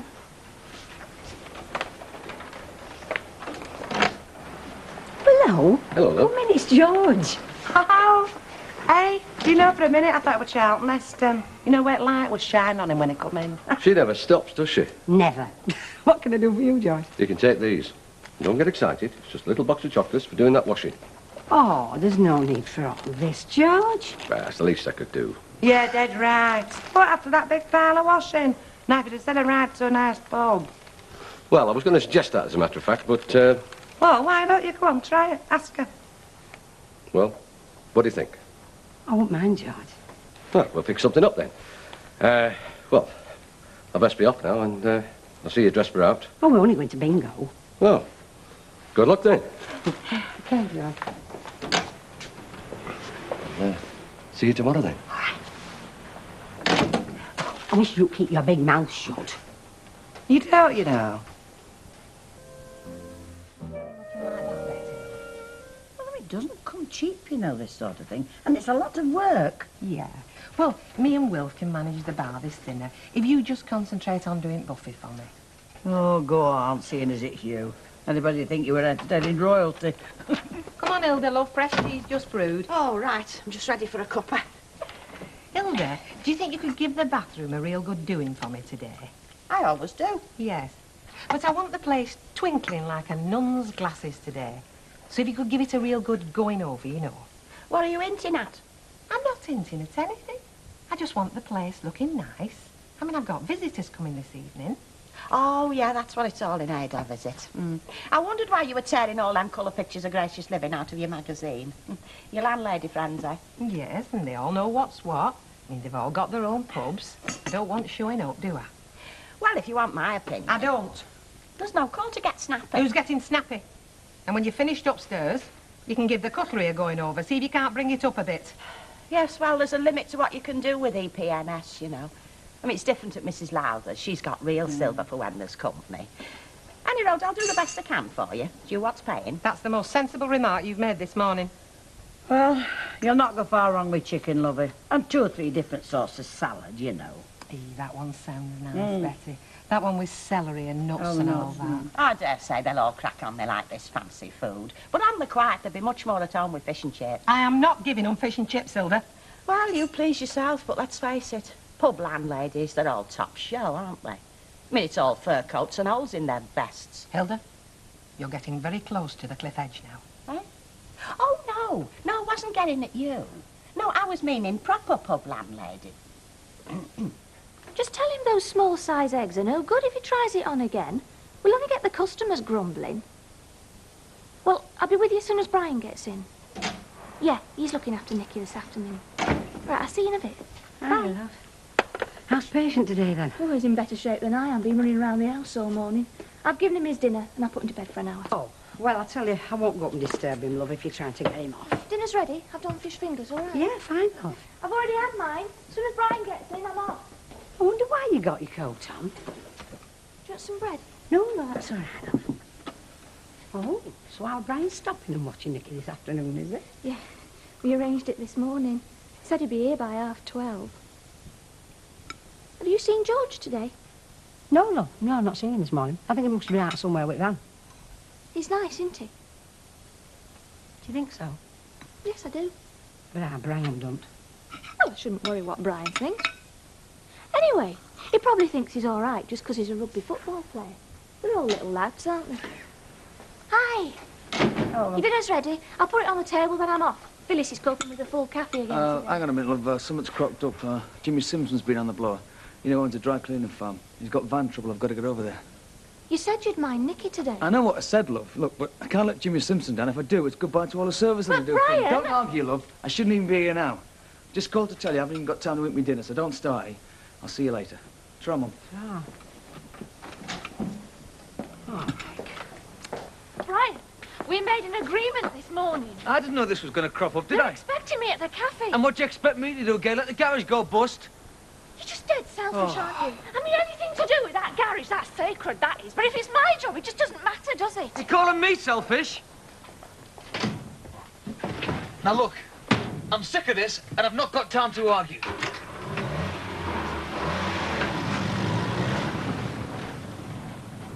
I want a few more things yet, so you can be serving Mrs. Clayton if she's in a hurry. Oh, it's okay, Mrs. Ogden. I'm in no rush. I'm only going home again when I finish here. How many people are coming to this do with Bez then, Hilda?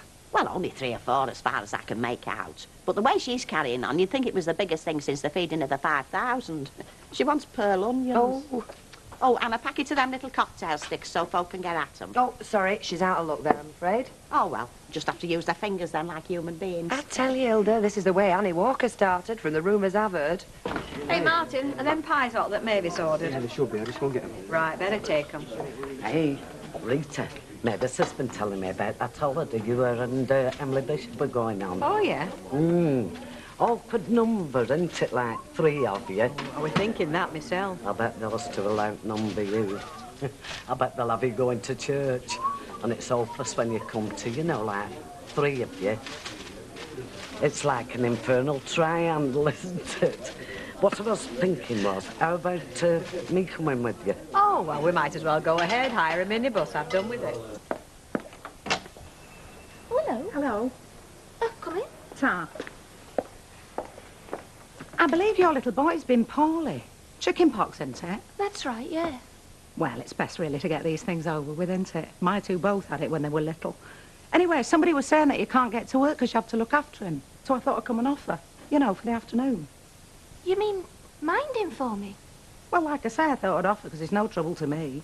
All I was going to be doing this afternoon was a bit of hand sewing. Matter of fact, I brought it with me, so if you want to leave me with him... Oh, I'd be ever so grateful, Mrs. Clayton. Call me Connie. Thanks, Connie. It's very kind of you. Not that he's a lot of trouble, and it's not as even if he's feeling ill now, but anyway, you know all about chicken pox if your children have had it. Is he in bed? No, he's in the kitchen playing with his boat in the sink. Oh. Nicky, come here. Hello, Nicky. Hello. I'm Connie. I'm going to stay with you for the afternoon while your man goes to work. Well, he doesn't seem to have any strong objections, does he? You get off, love, if you want. Looks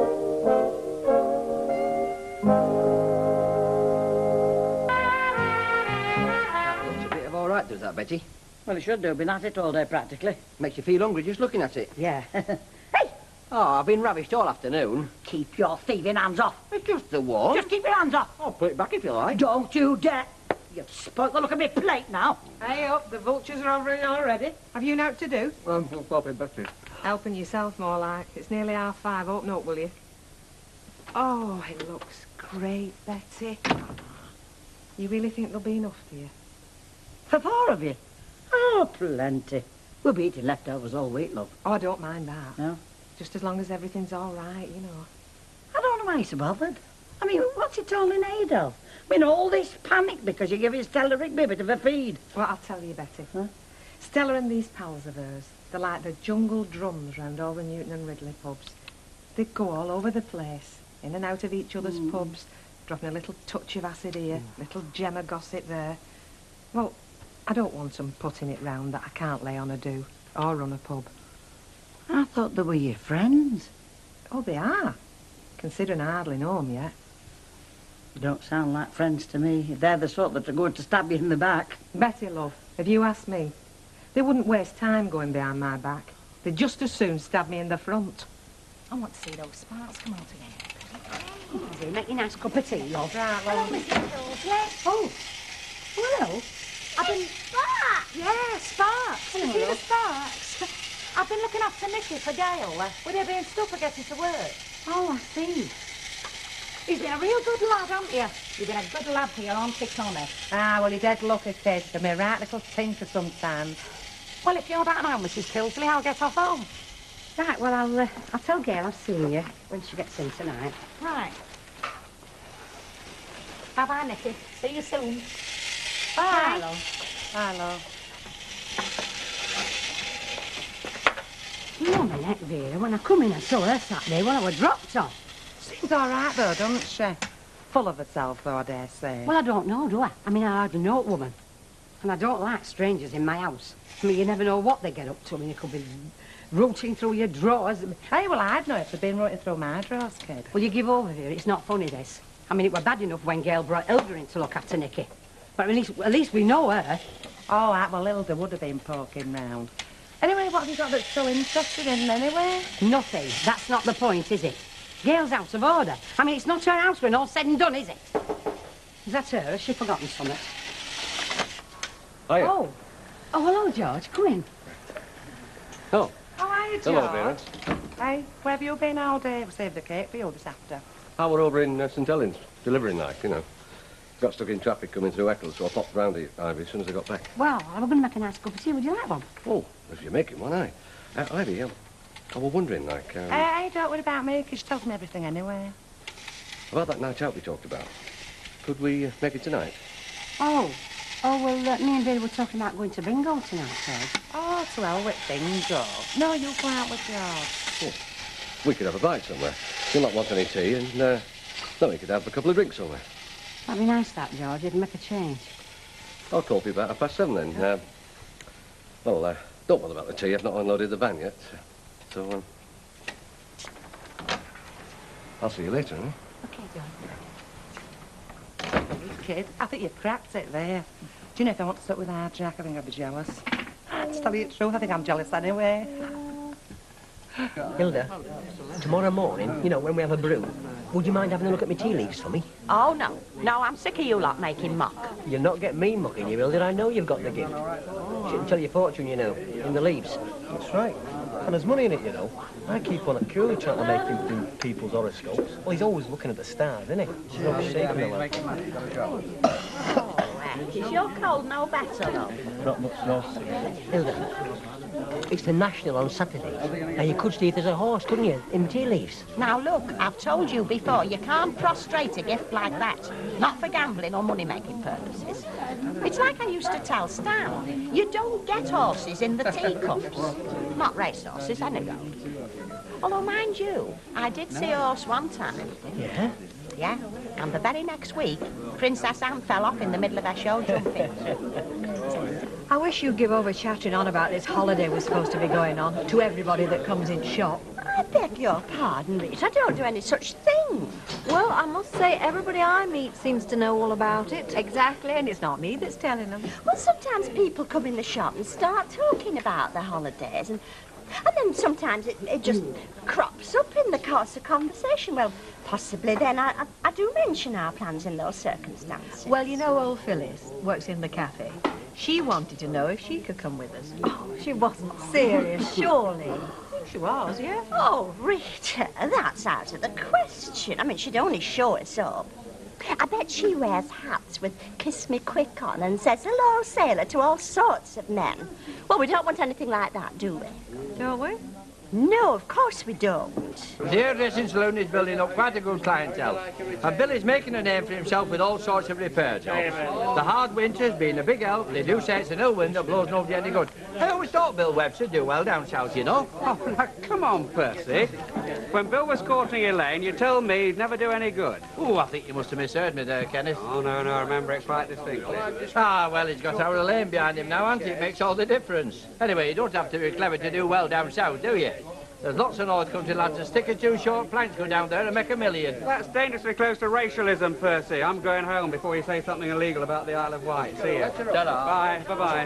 Hello, Bet. Here we are, you see. Hi, Bet.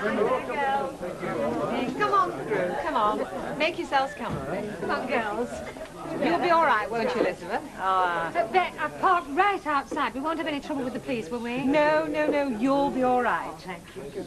Here, who's that lot? Oh, Bet Lynch's pals. They're all pub landladies. Parked right outside. Worried about the cops. Didn't know you could get done for being drunk in charge of a broomstick. Hi, Mum. Hello, love.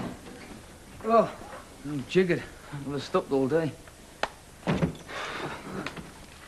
Where's Nicky? Gail putting him to bed? No, I've put him to bed. Gail's round at cafe. Just run through to say she'll be another half hour. What you go back there for? They close at 6. She's been there since this dinner, Brian. Mrs. Clayton looked after Nicky. Mrs. Clayton? What's for tea?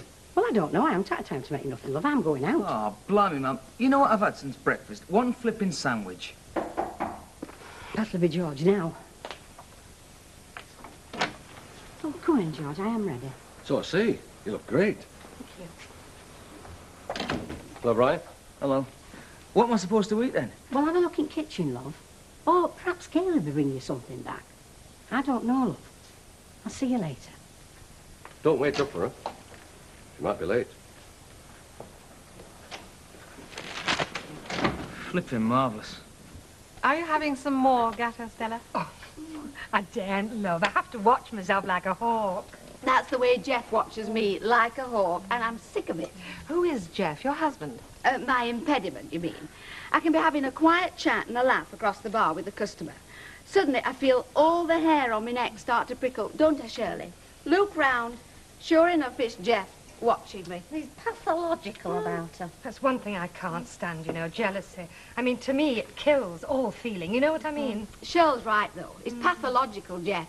If I didn't have these outings with Stella and Shirl, I'd go clinical. I would. Of course, you see, you have the licence in joint names, don't you? Always a mistake, that. A mistake, is it? A joint licence? Gives your husband big ideas, you see. They start taking liberties. Before you know where you are, they're lying in bed till opening time, standing with the customers, taking pocket money out of the till. We have none of that at the White Swan, I can tell you. Paul knows. He'd be at that bus stop with his case packed if he tried any of that on with me. Jeff's getting worse, though. Last night, I'm chatting to Arthur Lewin, a solicitor he is, one of my best customers, and he's getting a bit peckish. So I said to Jeff, don't just stand there dozy, go and make Mr. Lewin a chicken barm cake. Anyway, Arthur's chatting away. He's fascinating on divorce. I look round, there's no sign of this chicken barm cake, and there's Jeff staring at us through a crack in the kitchen door. Bread knife in his hand, bread knife in his hand. I don't like the sound of that. Because you've never been married, Bet, have you? Me? No. Always been lucky and careful.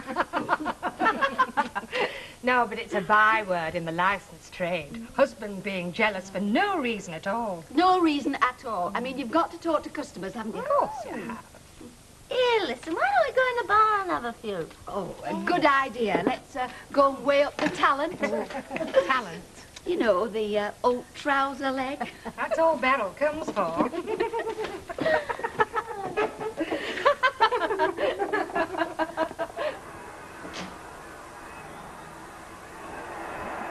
Where have you been till now? In the cafe. Where do you think I've been? Till 8:30. You close at 6. Yes, and then it needs tidying up and getting ready for tomorrow. I let Phyllis and Martin go early. I've got to do my share, Brian. They've been very good this week. Where's Nicky? Is he asleep? Suppose so. You looked. I've not been home on myself, Gail. I've been working all day and I'm hungry. I come home, you're not here, and there's nothing to eat. Well, you're not exactly helpless, Brian. Where's your mum, anyway? She's out with that bloke from work. Look, girl, if I've been working all day, I shouldn't have to come home and start fiddling about in that kitchen. Well, I've been working all day too, Brian. As a matter of fact, I was hoping there'd be something ready because I've not sat down all day. There's no reason why I should do it all, you know. Are you getting me something to eat or what? No. I'm going to see how Nicky is, seeing as you haven't bothered.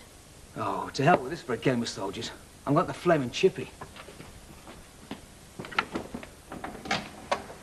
She'll have to keep her chairs at home with this lot. Do you reckon? You what?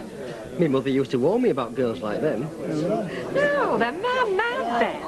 It's right, Shirley. You and Belle, they only come on these get-togethers so that you can look at the talent. What about you? Every time she comes to my place, she's looking round saying, "Isn't Dr. Armitage in tonight?" Go and admit it. I happen to like talking to him. No, he's a highly educated man, Bet. Been all over the world. Top gynecologist. What about last Christmas? You told him you had something in your eye. Took him under the light so he could get that out with your handkerchief. You were steering him towards the mistletoe. Don't believe a word of it, Bet. Oh, it sounds absolutely fascinating. Elizabeth, the girls were just saying how much they enjoyed the buffet. Oh, yes. Oh, I'm glad you liked it. As I was saying to Shirley as we were arriving, wasn't I, Shirley? I said, don't worry about the food, I said. It's like chip shops. The best ones are often in the back streets. Only Shirley worries, you see, don't Well, I have to worry. I mean, my stomach's never been the same since we had that bargain-breaking Benidorm. Oh, but we only ever serve the best in here. Isn't that right, Elizabeth? Oh, if I've got anything to do with it, we do, yeah. Well, any time Bet fails to appreciate you, I've always got a job for someone who can turn out good pub grub. Oh, thank you. Don't mind me being personal, will you? But you've got to look about your Rhonda Fleming. You know, the film star. You must have seen her. Yankee Pasha, Serpent of the Nile, all them. They made proper films in them days. I've never heard of her. Have you heard of her, Terry? No, I can't say I have. Oh, these youngsters know now, but you and me, we've got discrimination. What do you mean, you and me? Same age group, is it? She's a real baby snatcher, is Beryl. Do you remember that trouble with that Boy Scout? Not a Boy Scout. Oh, I know they're supposed to be prepared, but no one's prepared for Beryl. Hello, love. I don't think much of your talent, Bet. You've got nothing in here worth chatting up tonight. It's either too old or half-witted. Oh, you've caught us on a quiet night, I'm afraid. We get all sorts in here, generally speaking. Well, no detriment to you, Bet, because after all, you can make a silk purse out of a sow's ear. But I mean, in a little backstreet pub like this, you don't get the cross-section, do you? I mean, take the White Swan. You see, we get people in there from all walks of life. There's architects, businessmen, chartered accountants. Yes, we get quite a collection in here, I mean, but in the there's... White Swan, you hear every topic under the sun discussed by experts. Same in here. Well, I'm quite sure, for example, we'll romp home in that contest of Newton and Ridley's. You know, the brainiest pub of the year. Yes, we could do well in that. Oh, I don't think you could enter the brainiest pub of the year, Bet. Not with the trade you get in the road. No, but we could. And we are doing. Excuse me, girls, I'll just go and get us more drinkies. Everything all right? Yippee. All right, then? Yes, smash it. OK. Smash it. Well, you're on a good time. Good time. Listen, pal, this is just like going for a paddle in a shark-infested pond.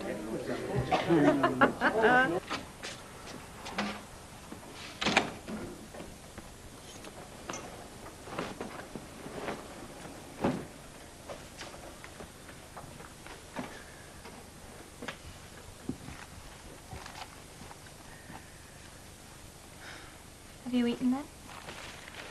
Fish and chips at Jackson's. You didn't bring me any. Well, I told you I was going. You should have said. Who are you getting to look after Nicky tomorrow, then? Jack Duckworth, Percy Sugden? What are you on about? Well, you've had Hilda Rogden. You've had that Mrs. What's-her-name Clayton today here. You'd have anybody who offered, wouldn't you? No, I wouldn't. What's the matter with you, Brian? I just think that when the kid's poorly... He's not poorly.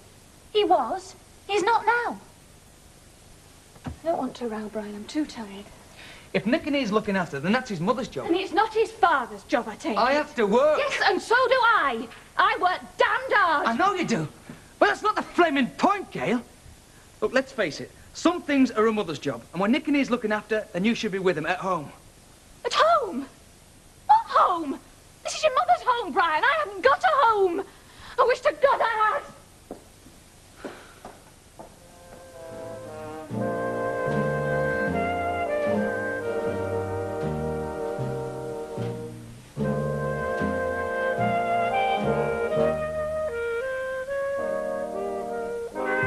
And the soap hour continues in just a moment on Plus with a shock revelation from the Sugdens in Emmerdale.